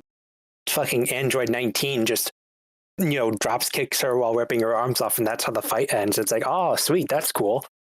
Yeah, I actually do want to get into that, because this entire fight kind of like highlights how these icon fights go when neither party has control of their icon. Garuda is on a rampage, Ifrit is on a rampage, and it's just a brawl. It's just absolutely disgusting how they get into this fight, and then we cut, like, after it's all said and done, we see, like, the land is destroyed, Benedicta's body is found, and Sid kind of, like, mourns the loss of her a little bit, and takes an unconscious Clive away. Also worth pointing out that even after winning, Ifrit was still ready to keep going, so Sid had to prime into Ramu and strike him with the might of God and knock him out completely. So that kind of shows, like, on a level of how much power can go into an icon when the person that's primed is in control of it. And then we cut to like a battlefield between Sandbreck and Waloed, where Dion turns into Bahamut, Barnabas turns into Odin, and they duke it out for a little bit, and it's just basically like they both get 1 or 2 hits in, and then they back off, and it's like it's like on one hand, it's very clearly trailer footage, right? Because everything about it just looks so cool. But on the other hand, it's showing that like so non sequitur. It really is. It's just like this exists to be trailer footage. But I want to believe, on the other hand, that shows like, okay, when the Titans do, like, it's kind of like reinforcing the first icon fight you see, Shiva and Titan, where it's like when these icons show up on the field, because it also drains the users. It's like they'll show up, do like, you know, like a minute or two of fighting, back off with neither of them actually having hurt each other, but there's like 100,000 people dead on both sides, you know? So it's like, okay, we need to do like a cheap pot shot to like really tip the scales in our favor. And they're like, no, you won't. And then regardless of whether or not it's success or not, a bunch of people are still ended up dead and like fields ruined and shit, which is like, I feel like that also helps reinforce what we were shown in Titan and Shiva. It's like, yeah, these guys are kaijus on a whole different level. There's really no way for anyone to kind of get these guys unless, you know, they have to jump on them or something. There's no winning in a fair fight against these guys. Yeah, and they're basically human WMDs. Yeah, and yeah, it is for all intents and purposes a trailer shot, but it's a very smartly placed trailer shot, because I do like the dichotomy of going from Garuda and Ifrit just slobber knockers slap fest where they're ripping each other's limbs off, to Odin and Bahamut, and they're in control.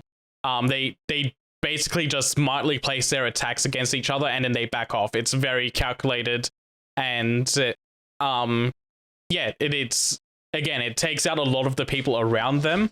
But when it's like an equal playing field of people that know what they're doing, it's a whole different playing field. That's another thing that is in the fight, because like it's, you know, giving Bahamut rail cannons as arms. Fantastic idea, whoever came up with that. And Odin, it's just like, okay, sure, Odin's effect of seeing Zantetsuken, Bahamut's Mega Flare, was really cool, but then it's like, oh, Dion used Bahamut's Mega Flare. It's like, yeah, sure, I'm gonna send like most of these at, you know, Odin, so he'll defend himself with Zantetsuken, I'll dodge that.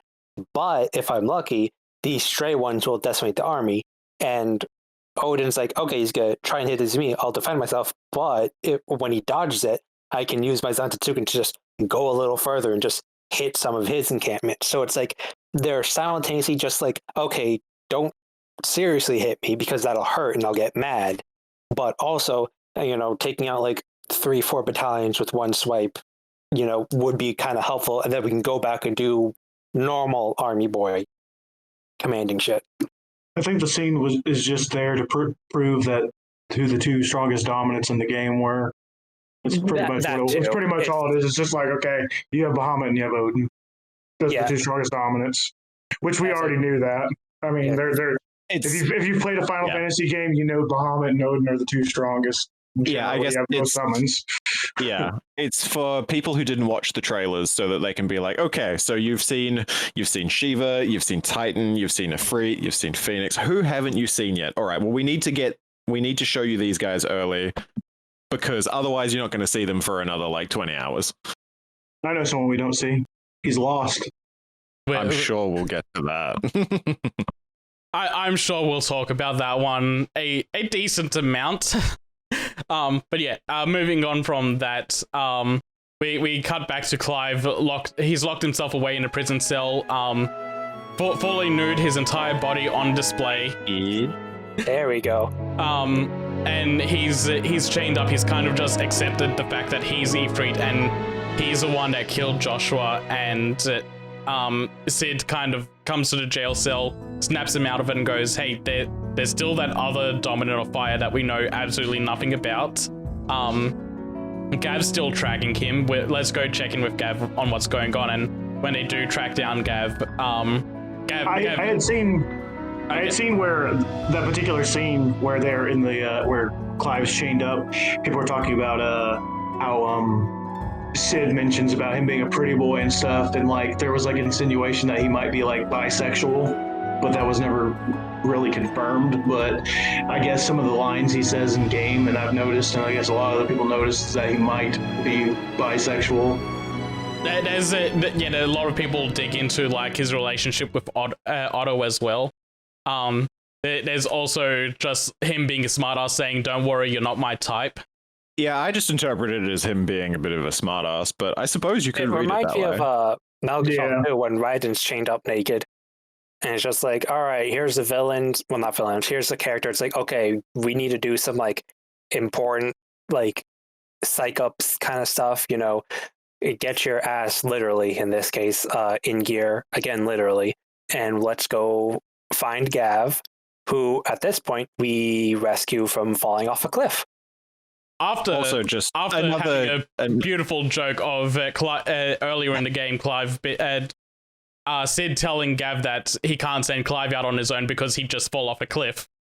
Yeah, I like that they give him shit about that as well. But I also wanted to point out another scene that shows how Sid's very good at directing people and getting them moving, is like, because he doesn't fall into the trap that you would expect a lot of characters to do, where he starts trying to like tell Clive that it's still worth living and like, you know, you're not a monster and blah blah blah. Like you can imagine if it were Jill trying to snap him out of it, it'd be a very like tender, no, you're still a good person, yada yada.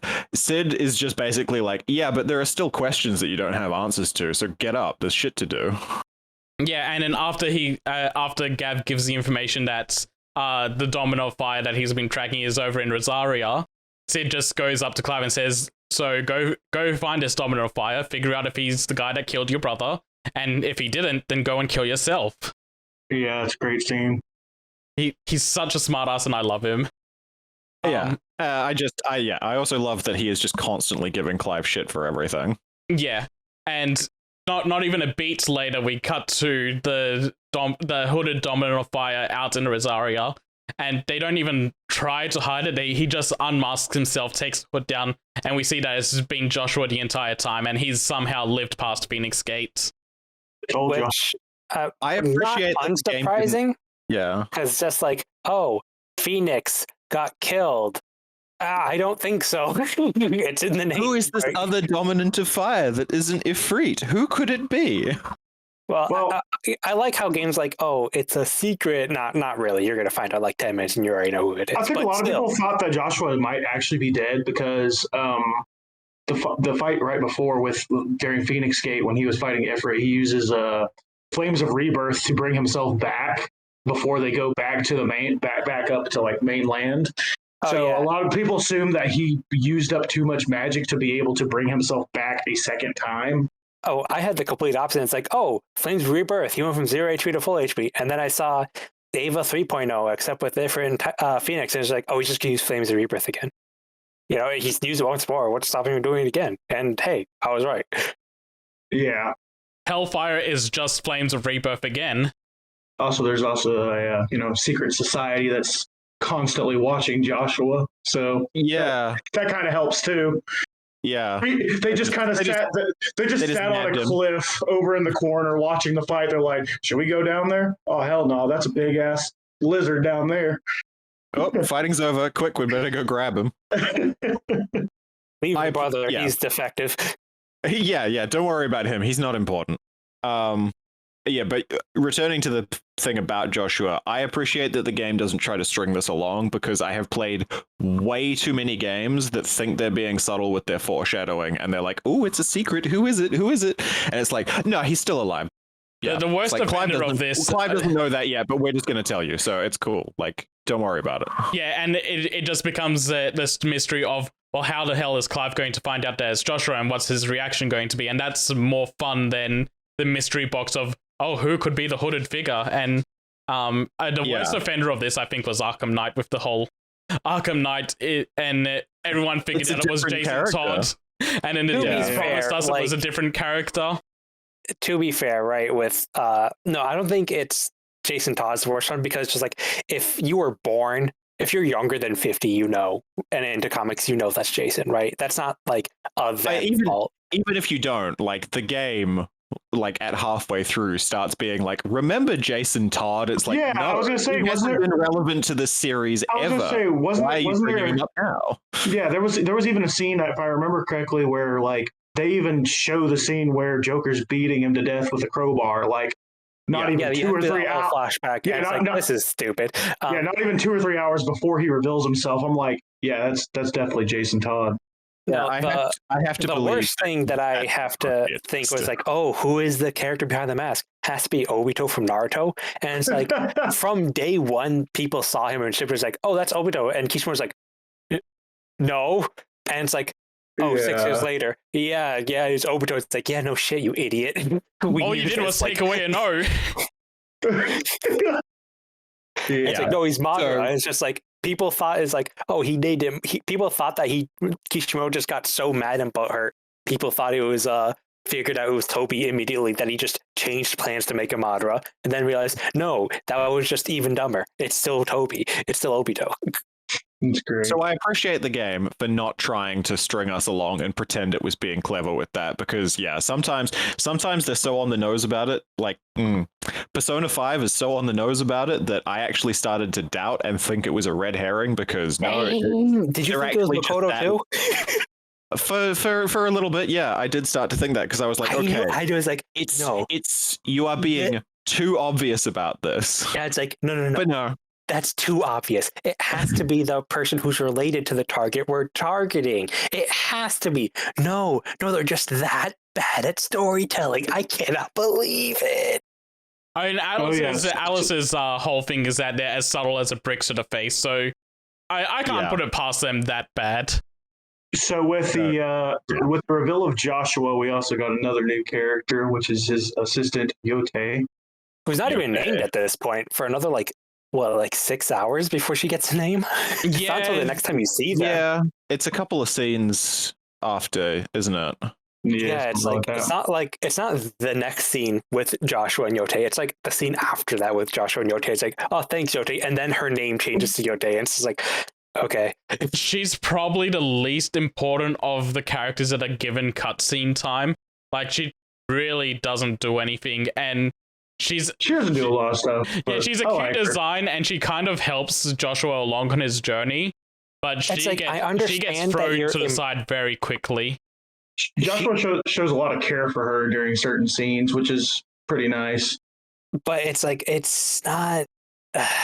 Speaking, you know who's like the only character that has kind of like similar treatment to Yote, but is like treated like how Yote is, but it's like, no, that's just some nameless NPC. We're not going to name her, It's, the little girl. The medicine girl. The little medicine girl. And it's like, Yote is just medicine girl, except they decide to give her a name. They don't, yes, they have important relations with a real character, but they're not characters. They're just there. They're like, they're a side to the main character. Yote exists so that Joshua has somebody to talk to in his scenes, and that's not fair to her as a character, but that is literally why she exists. It is so that Joshua isn't just talking to himself in all of his scenes. Yeah, and in the moments that Joshua joins the party, she gets thrown to the side. Because literal second he joins with the main group, she stops being a character at all. It's so funny how you said, oh, she's literally thrown to the side. No, she is. Remember when they joined, Josh is like, okay, Yote, stay here, protect the hideout. That's it. She's gone. I don't think she even has a proper dialogue thing after that. You can go up and talk to her, but she's just another NPC. She has a side quest tied to her in the end game. She does? Man, but I don't even remember. I believe it's just make sure you get this medicine for Joshua sort of thing. Yeah, that's what it was. Then it turns into a Clive and Joshua bonding moment, not Joshua and Yote bonding moment. We'll talk about side quests later.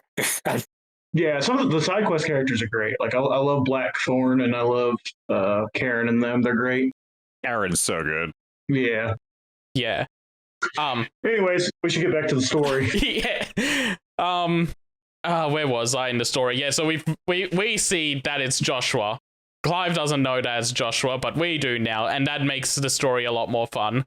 Clive, Sid, and Gav go back to the highway to kind of like for Clive to gear up, and Jill's finally recovered, so she's going to join Clive on his journey to go find answers because she also wants to know what happened at Phoenix Gate and everything that happened, and just to be with Clive, just to stick with him from now on.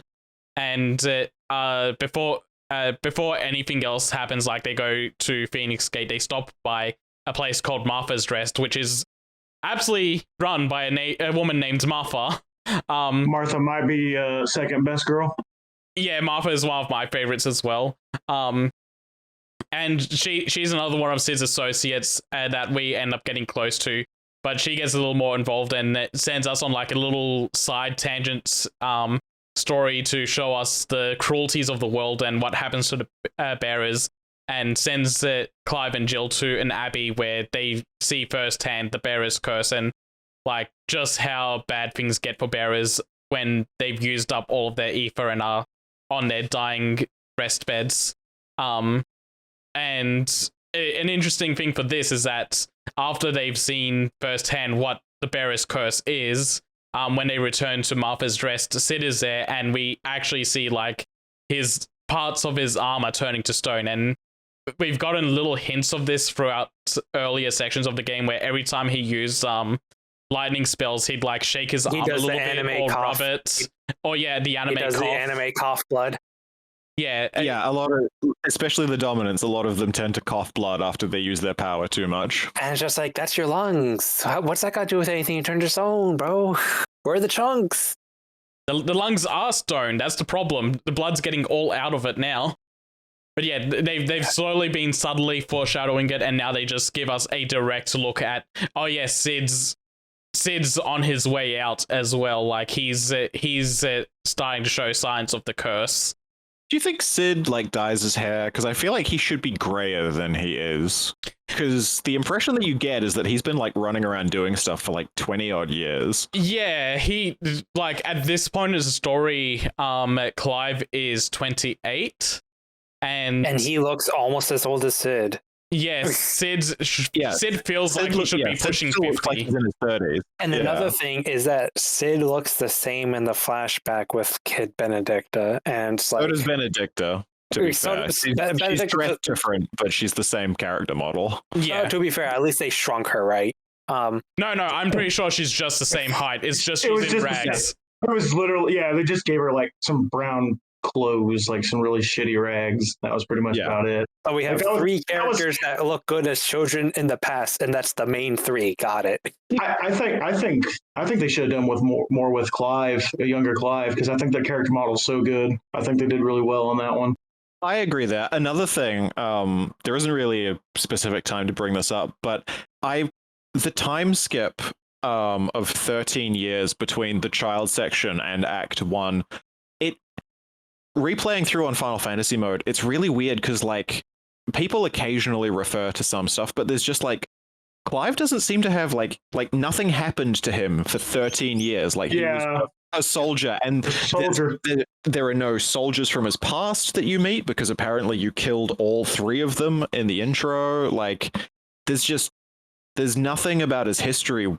He called military. He called Biast his brother, so like I guess that was kind of like someone he knew, but dude got impressed by rock. So after he joins Sid in the intro and has like decided he's not going to be a Sanbrek conscript anymore, like there's nothing from that entire 13-year period at all. Like Clive doesn't even seem to have had much actual like character development in that time. Like just thinking about it, like that's over a decade. Like that's enough time for a lot of things to happen, for a lot of like personal development to happen. In this case, it's like, oh, I can kind of excuse it because it's like, oh no, I've been trapped as a slave, and so it's like you can see he's like pretty beaten down and like a lot more quiet in the beginning, and also revenge and all that shit. Is like that fire thing literally ruined my entire life, right? And so it's just like, hey, if Monte Cristo could like do that, let the revenge be like, no, I'm not a person anymore. I'm just like mad and I want to, get back at who I want to get back at, then it's like, yeah, I get it, right? I feel like in Clive's case, he gets kind of a pass because it's like, oh, I'm a slave, I'm miserable now, and I just want to kill Everett. And that's kind of what Clive is. And then Sid's like, hey, time to inject some character into this lifeless, husk. Yeah, but like there's also a few other things I thought was weird about like that beginning section. It's like he fought Shiva, which is Jill, and like he didn't recognize her. Like, but he recognized her when he turned her over, but he didn't recognize her beforehand. And maybe that's just because she was far away, but I don't know. Like, how long has she been the dominant of Shiva? Like, did they know that she was Shiva back when she was a kid? Like, they didn't. Exactly. That's the point that comes up. Yeah. Yeah. Like, so it's kind of strange to me. It's like, where does Jill fit into the story when it comes to their childhood? Because they don't really explain that much, like why she's being raised by Clive's family and all that stuff. So it's kind of. I think it was in like some like all in the letter or side or something. Yeah, it's all side crap. Yeah, I think it's like, oh, they kind of just had her as like a fancy hostage, except Clive's dad is like a Giga Chat, and he's like, she's a ward, which is a something a political prisoner, basically. Yeah. They knew she was some kind of royalty, and she even mentions being pawned off as like a marriage candidate for a higher up. Yeah, she's basically the daughter of the quote unquote like the chief of the allied tribes of the North people who tried to take over or at least like invade Rosaria years ago because their land got blighted and they didn't have anywhere to live. They were up at the very top, like because everyone was like, well, where's the snowy area in this game? It's like, oh yeah, the snow area is just jacked, bro. It's up there in the mountains because before the game even starts, we've lost what, 3 mother crystals before the game even starts. 3 mother crystals are gone by the time the game starts. Yeah. And one of them is the one that was in the north, and that entire land is just blight. Yeah, it's just gone now. Yeah. Yeah, so the stuff with Jill is like it's all relegated to side stuff. Like it's in the tome books and it's in side quests. You do get little bits and pieces of it in the main story, but not like enough to get like a substantial bite of what her past was like.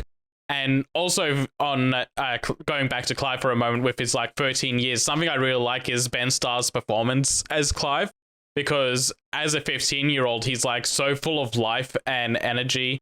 And once you get to that time skip, he's like, he's still the voice actor for both sides of it. So he's just putting on a gruff voice to like try and hide any emotions or his feelings or anything. And throughout the game, there's like little moments where that gruffness peels away and we get hints of that 15-year-old boy that was looking after his brother. And most of those scenes happen around Joshua. So yeah. So it's really, he does a fantastic job like putting up this fake veneer of hiding himself behind his voice and his pain. Yeah, like literally, he goes back to being like a child when he finds out Joshua's still alive. Yeah, I can agree that Ben Starr's performance as Clive is really, really good. And yeah, really nails it. Also, to go on that 13 years time skip thing is that before they this is continuing on the story now. Before they stop off at Phoenix Gate, they make one more stop at Eastpool, a town along the way just before the Phoenix Gate, and there they find this woman named Hannah, who was the wife of Rodney, and she's very hospitable to Clive and Jill, but they sleep out in the barn at Clive's like behest. He wants to do it because once he finds out that Rodney didn't survive, he's letting all that internal guilt build up even more. And we do, just to briefly jump back to the Night of Flames, we do see what happens to Rodney specifically. He's basically the first victim of Clive transforming, because when Clive transforms into Ifrit, there's a lot of fire. It's very hot, and Rodney literally gets turned to ash. Yeah, Rodney was right next to Clive when he was priming. So yeah, it wasn't a great time for him. So yeah, Clive lets all that trauma build up even more, and in the barn he kind of like lets it out a little with Jill, and he does say that for the past 13 years, like, he hasn't done anything. He's just held onto the anger of the person that killed Joshua, and he's been letting that fuel him for 13 years. He's eaten out of the trash. He's just lived in mud and hasn't done anything at all with his life. He's just been obsessed with one day escaping to get his revenge. And also, this entire time in this game, this lasted way longer than I thought it would, but Clive's been in Sanbreque armor this entire time, and the next morning Hannah gives him his father's old clothes, which is the cover art clothes of the game, and we'll keep that for the rest of the game. I was surprised how long the Sanbreque armor stayed around. I thought we were going to get those clothes a lot earlier. Like, when he was... I thought the turning point was going to be when he was naked earlier, locked up underneath the hideaway, that Sid was going to give him new clothes and not be in that Sanbreque armor anymore. Yeah, I thought the change was going to happen a bit earlier, because there are a few times where people draw attention to the fact that he's still wearing Sanbreque armor. Like, on your way to Martha's Rest, I think there are a couple of Sanbrequois soldiers who mention, it's like, hang on, isn't that one of our branded? Like, is he a deserter? Should we take him in? And then somebody else is like, no, he's with his master. It's fine. Because, as you go, Clive assumes the role of basically being Jill's branded while traveling, so that it's easier for them to get around. But they still ping him as wearing, the armor of a soldier. Yeah. So I thought it'd be a plot point that it's like, oh, we should get you new clothes because people are noticing that, like, you shouldn't be dressed like that.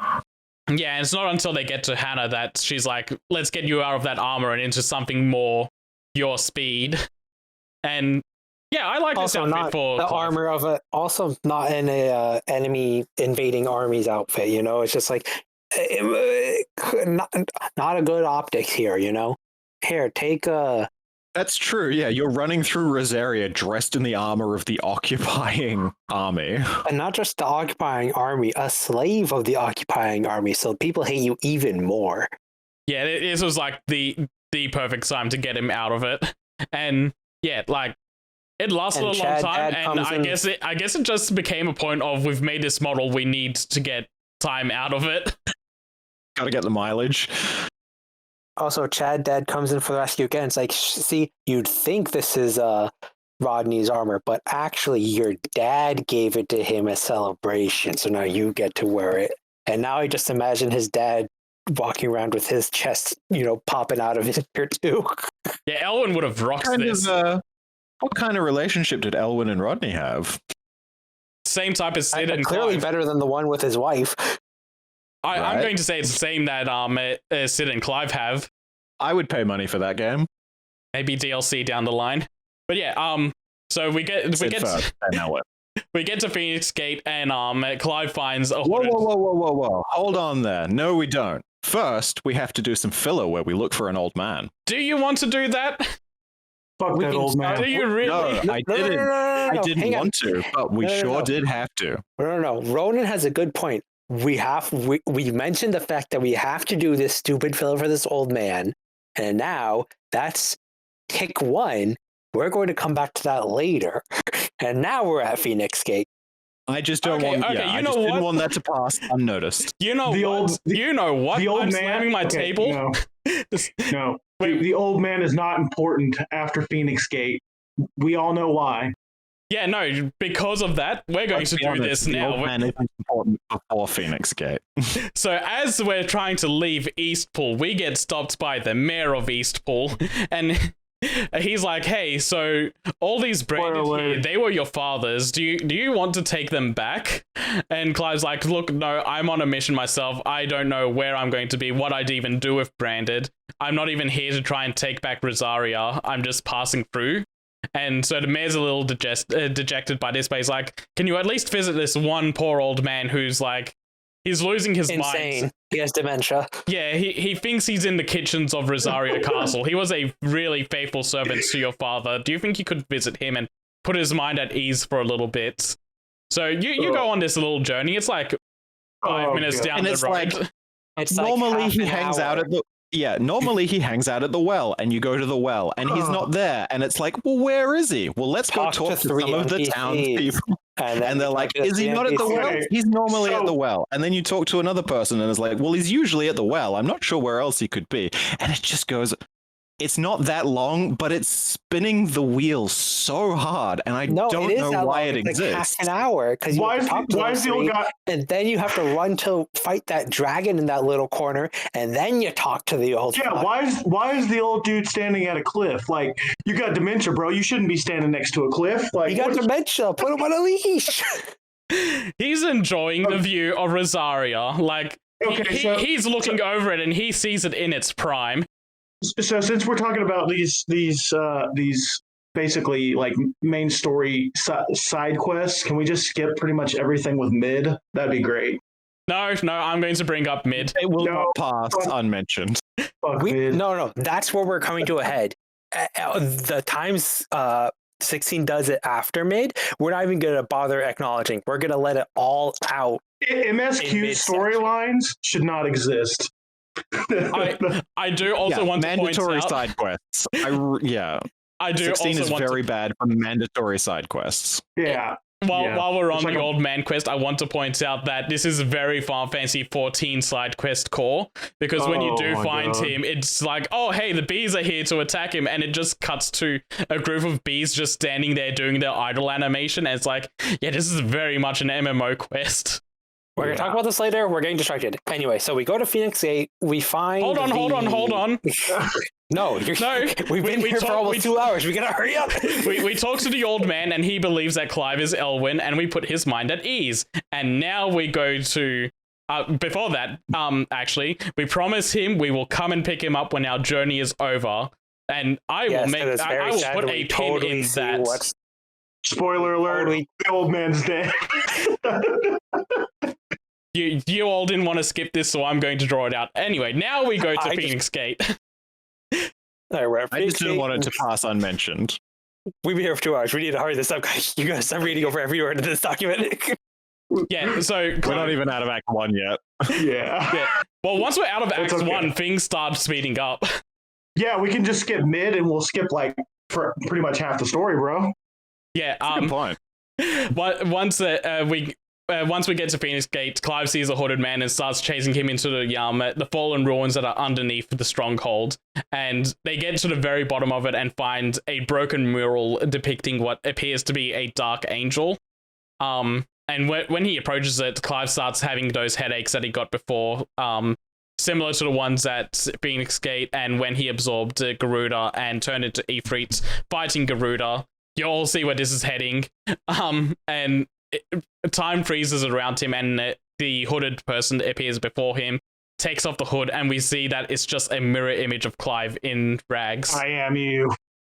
Yeah, and now he is the shadow, the true self, and now we gotta whoop ass, and it's a fun fight. So basically, Shadow Link, but yeah. I wasn't gonna say Shadow Link. I said this joke with my brothers, and it was hilarious, but also kind of inappropriate. And it's like, and that happened, and I forget which one of us. And it said, "See, there is a black person in this game. He just happens to be wearing blackface." Oh, I'm gonna skip right over that one. Yeah, so we get a boss fight against Clive, and like in his own mind, and this is just like a very literal interpretation of fighting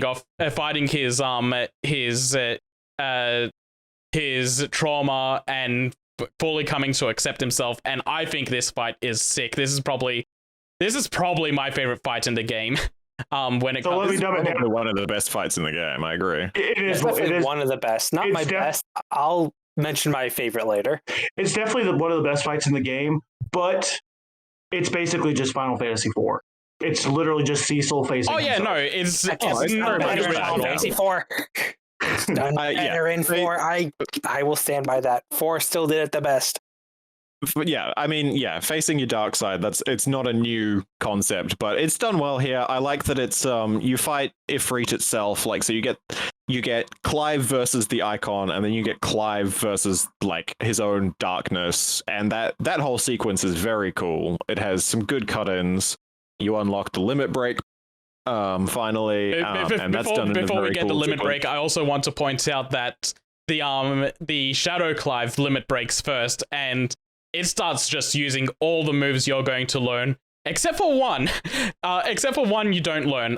So he has things like Anvil and Hammer, which is just your limit break version of your Helm Splitter. He does Ignition against you. He does your limit break version of the Gap Closer. Stinger and Helm Splitter, you have to use the Devil May Cry names. I didn't remember them. Yeah.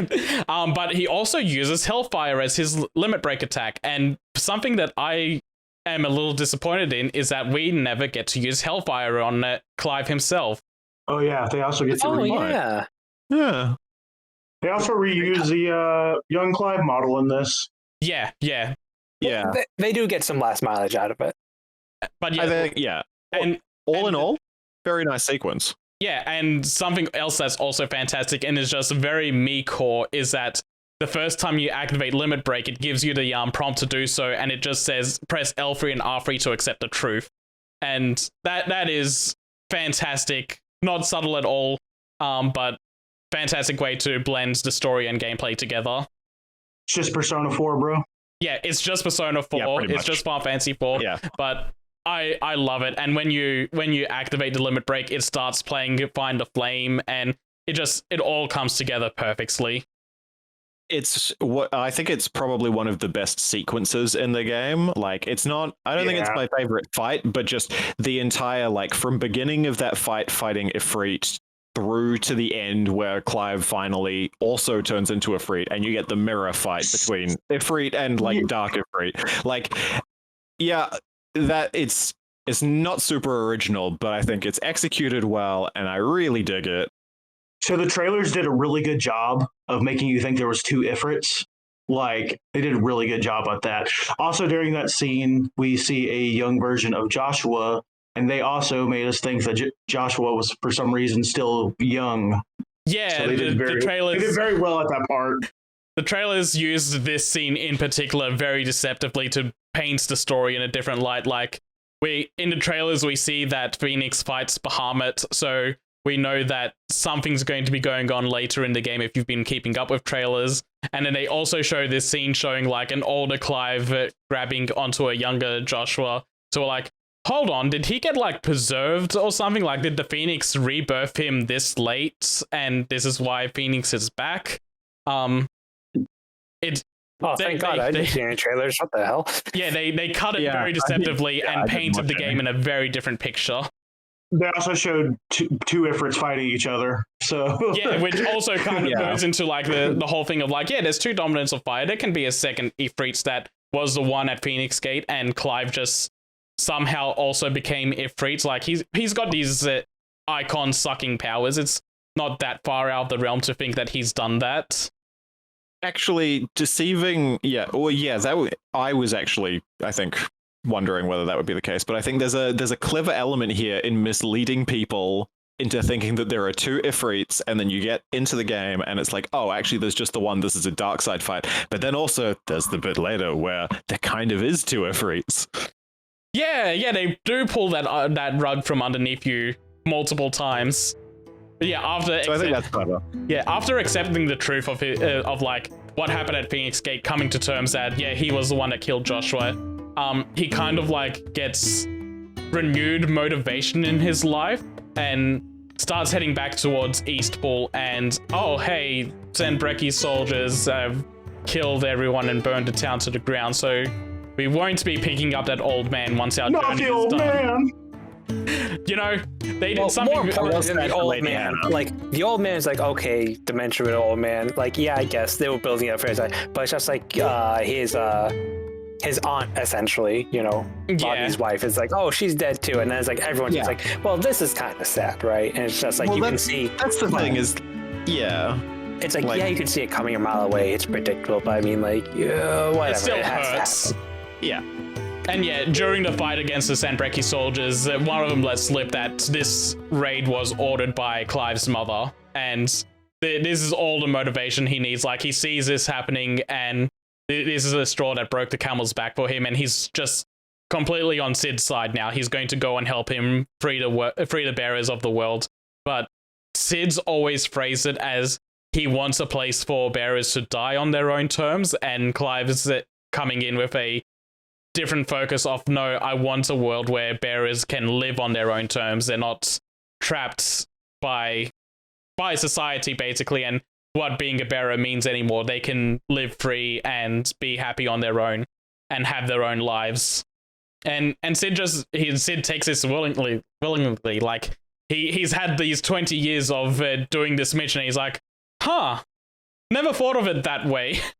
Like, I've been on this for so long. I've concocted all these schemes. I've convinced myself what I'm doing is right, and you just blown a whole new hole into this lid. And like, yeah, no, this is a better way to approach this. Where am I next? Also, I don't know if we mentioned that Sid was actually like helping Waloed at one point. Yeah, that's kind of like his whole backstory with Benedicta, is that he is originally from Waloed and was a high-ranking general for them, I think. And it was like after working with Barnabas for so long and seeing how Waloed treats their bearers that he's like, yeah, no, this is fucked. I need to do something different for the world. There's also some hints that he caught a glimpse of what Barnabas actually wanted.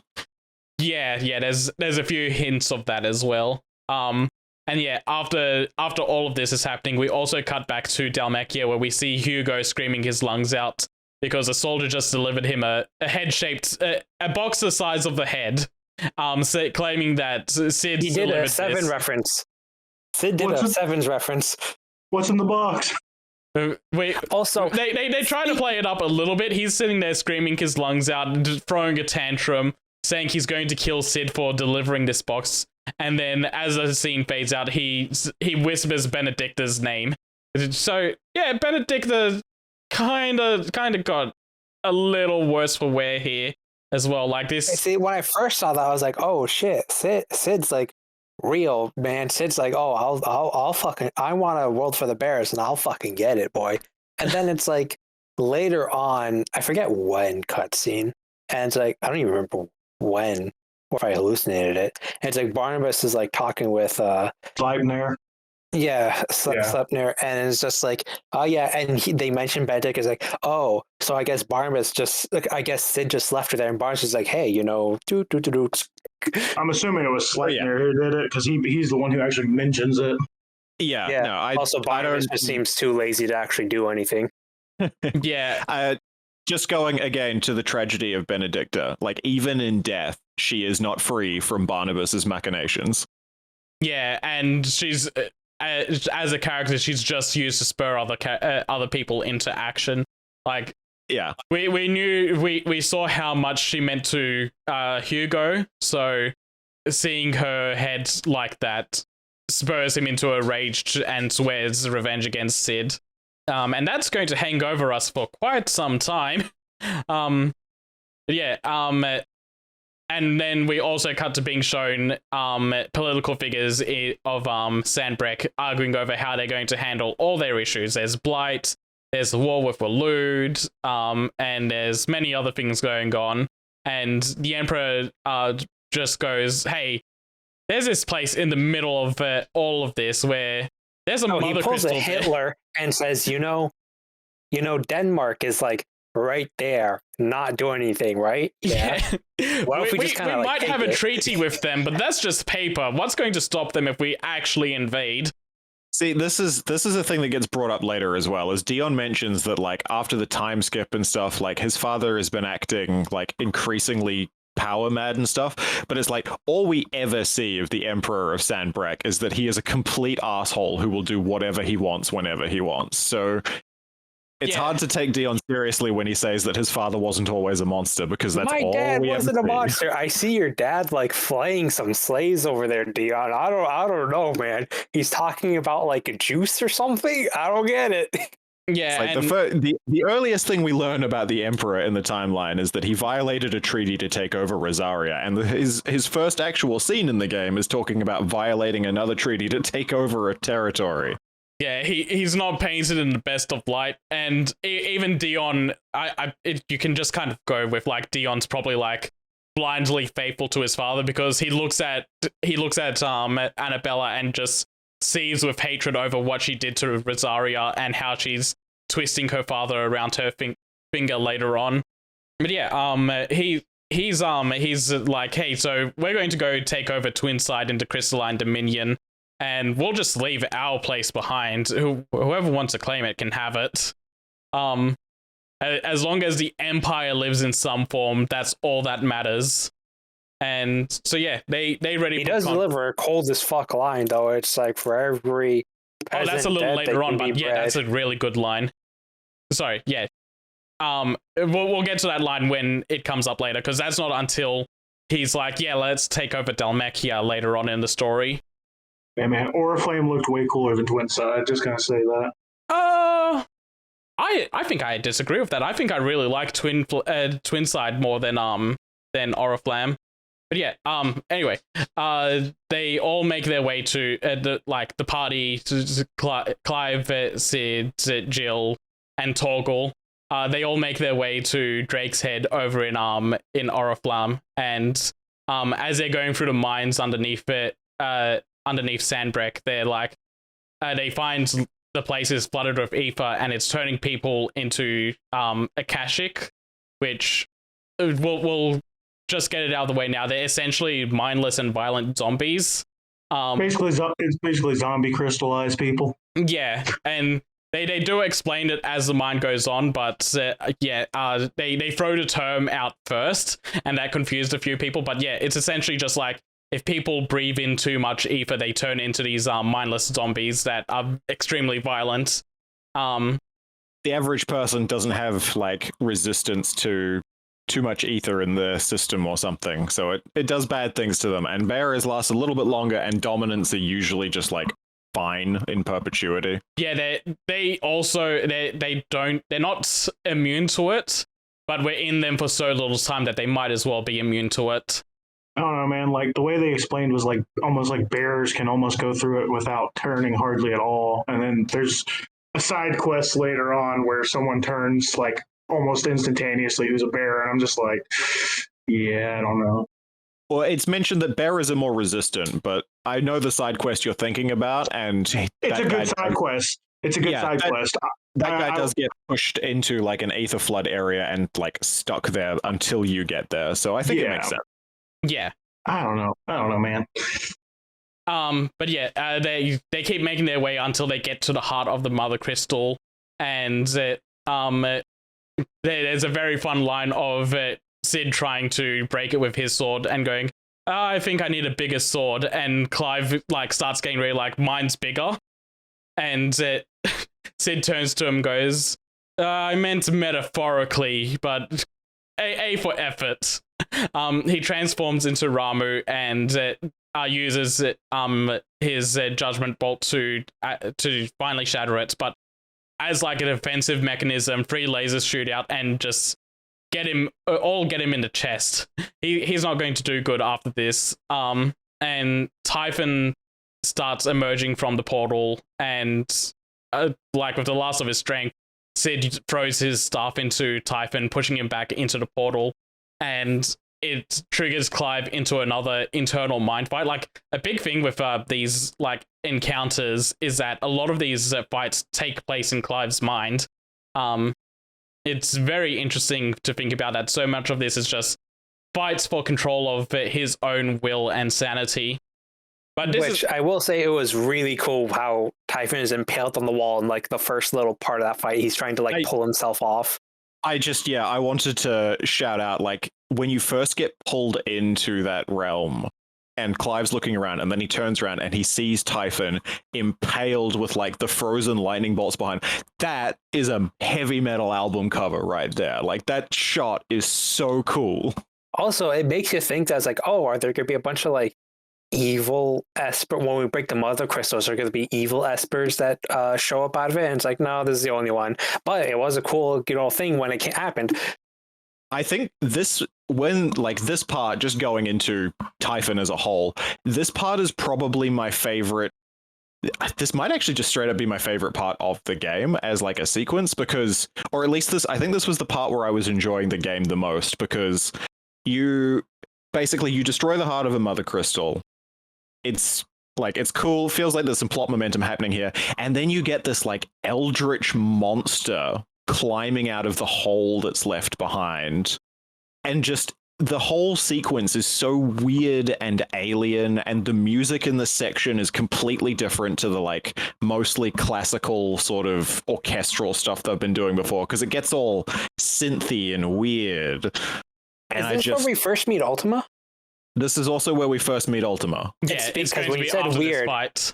yeah, immediately Yeah. after say Ultima shows like, I'm gonna do things, and Joshua shows up and seals him in his chest, and then they all leave. But the one thing I just want to say, since you brought up weird, Ultima's have any of you guys like actually looked at Ultima's eyes? Yeah, they're creepy. Yeah, They're weird, fuck. right? Like, what the heck? Because we first like, oh, you got tiny eyes, and then because PS5, you could see nice graphics, and it's on a big screen now. So I was like, oh, wait a second, and so I like.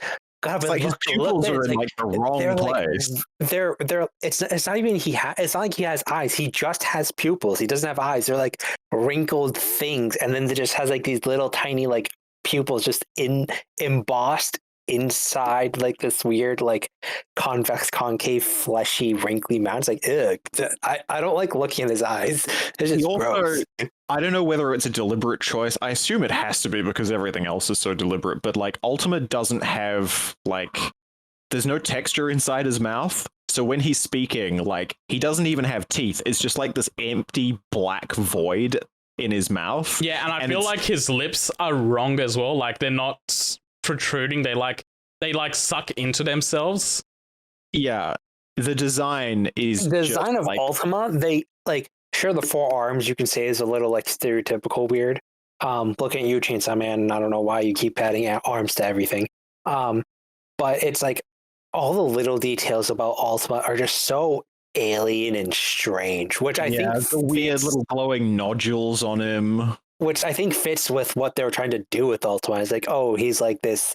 We'll talk about it later, but it definitely fits. I feel like that's one of the examples of character design reinforcing their story and lore and shit.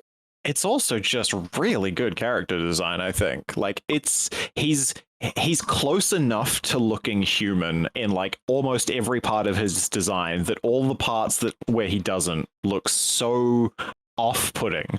Yeah, I do want to jump back to Typhon for a moment, because this is a really important fight in the game. So yeah, like DD said earlier, that before you actually fight him, he's like impaled in a wall trying to pull himself off, and he's summoning all these fiends, I guess I'll call them, to do his dirty work while he's trying to pry himself away. And you fight them all off, and once he eventually does, he starts getting more like disastrous. Like he's throwing more and more at Clive the entire time, until Clive finally manages to prime into Ifrit completely on his own for the first time. And this is where we actually start getting like proper control of Ifrit in these boss fights, and it's done super well. Like he's just a big Clive with a couple of changes to his gameplay. Like he has this thing called Backdraft, where if you press the magic button twice during magic burst sequences, he has a different combo finisher, which would have been interesting to have on Clive himself. We'll get into that later. But he's also got like all these quick dashes around. The fight gets like really weird. Like Typhon starts throwing demon walls at you, where you have to use your dash to avoid them. And it's just like a big action. It combines really well the action elements of the game and like the MMO AoE style of fights that the Final Fantasy XIV team does. Also, shout out to the boss theme for the second phase for the Typhon fight. It is my favorite track in the game. I do not know how to pronounce it because it's the name of one of his moves, and it has so many C's and A's in the word. It's like catechecolmine or something, but it's a really good theme. It's synthy, it's nasty. Big thumbs up. Yeah, it's really good. And when we were doing the first playthrough of this, Trin was also saying this was the most DBZ fight in the game so far, and I'm fully on board with her because there are moments in this that are just straight up DBZ moments, like Typhon holding out his fingers doing Frieza's death beams. And the ending sequence is Clive holding up his hands to charge like a fire-fueled spirit bomb, and even after getting thrown down and blasted by Typhon, like the following sequence is him getting back up onto his feet and still holding one hand up to still charging the spirit bomb until it's got enough energy to throw at Typhon itself. There's also a lot of hints in this fight of what's going to come later on. Like they don't really get into what Typhon is, but I just think it's another one of another variant of what Ultima's race is, and we see multiple Typhons show up and all combine into one powered up version of Typhon to end out the fight, and which is foreshadowing. Yeah, very much foreshadowing, but yeah, it just kind of highlights that Ultima will do similar things, and it just clicks to me in the Final Fantasy playthrough of like, oh, I thought Typhon was like an underpowered form of Ultima, but he might just straight up be another like person in whatever hive mind race Ultima is. I have it's not really a theory because I don't think it's true, but I have like a fun idea where I would love it if we ever get an episode about like the Fallen and what happened to them. I would love it if our main character is Typhon the Transgressor, and it reveals that form is actually just like a perversion of the person who first tried to take down Ultima. That would be interesting. That is pure like wild fantasy speculation. Like, I know that that's not going to be the case, and we're probably not even going to get that DLC. Yeah. Did you want to jump into anything with that, Shinki? Like any of the Typhon stuff? It was like I said, like you and Trent says, basically a DBZ fight. Music's like it's probably in my opinion, it's probably the second best song in the game, only because Titan is just up there, man. Yeah. I think Titan's theme is just called Titan Lost as well. That one's very much high up for a lot of people.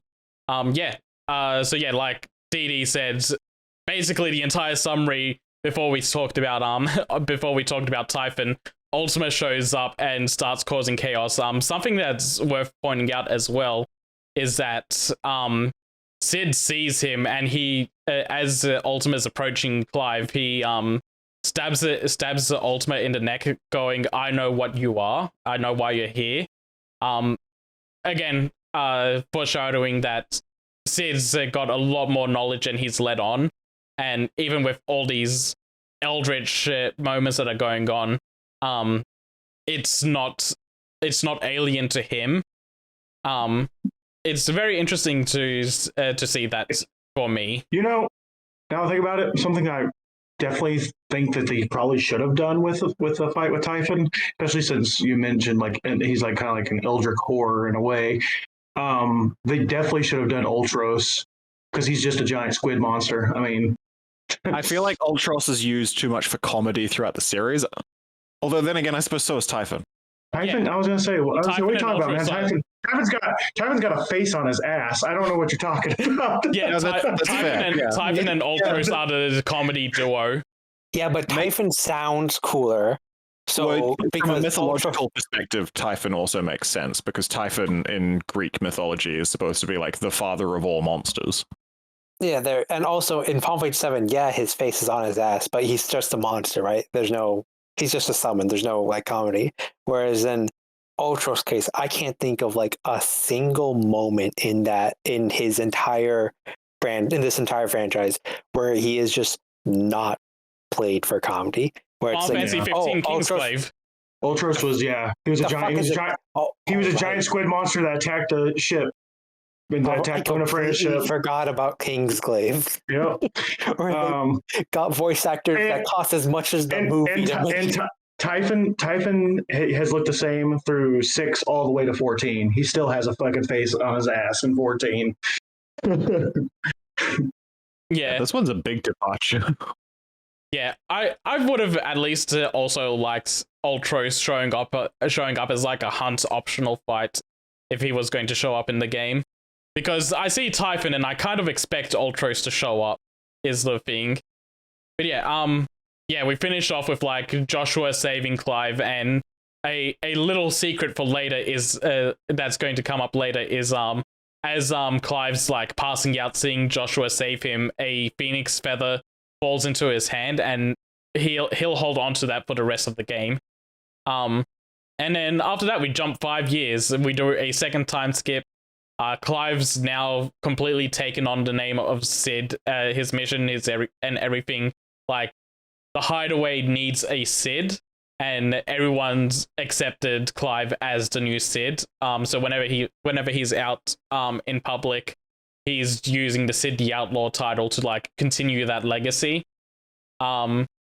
And we also see the ramifications of destroying the Mother Crystal, and it's that everyone fucking hates him because now there's no magic. Now whatever slaves are left are forced to work overtime because there's no damn crystals, and all the people that lived by that Mother Crystal and in that country are now refugees and going to everywhere else. So it's just a miserable bad time for literally everyone. Yeah. So it's like, oh, we got to go save these slaves. So him, Jill, and Torgal go save the slaves. And it's just like, you made everything worse.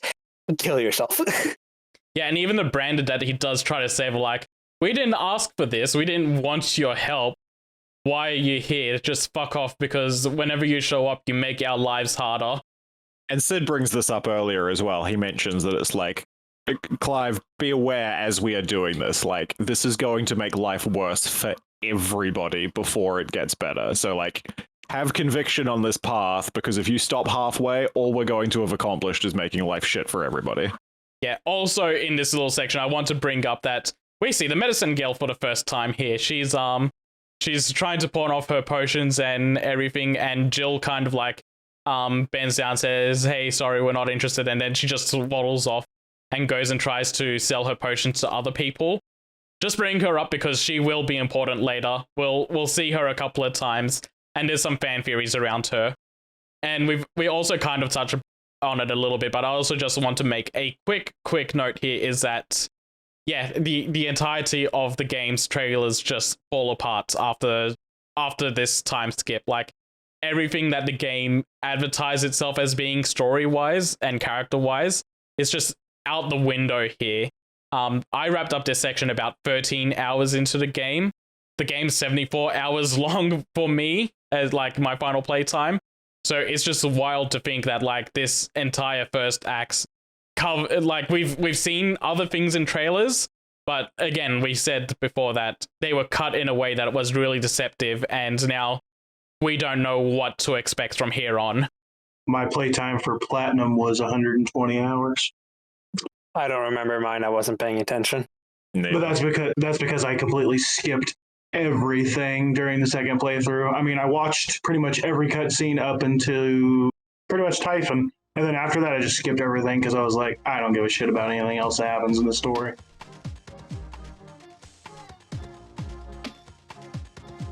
Thank you for listening to part 1 of the Final Fantasy XVI Spoilercast. To give a little preview, the next part will cover the story up until the end of the Bahamut section of the game. I hope you've enjoyed listening to the discussion, and I hope you'll come back for more.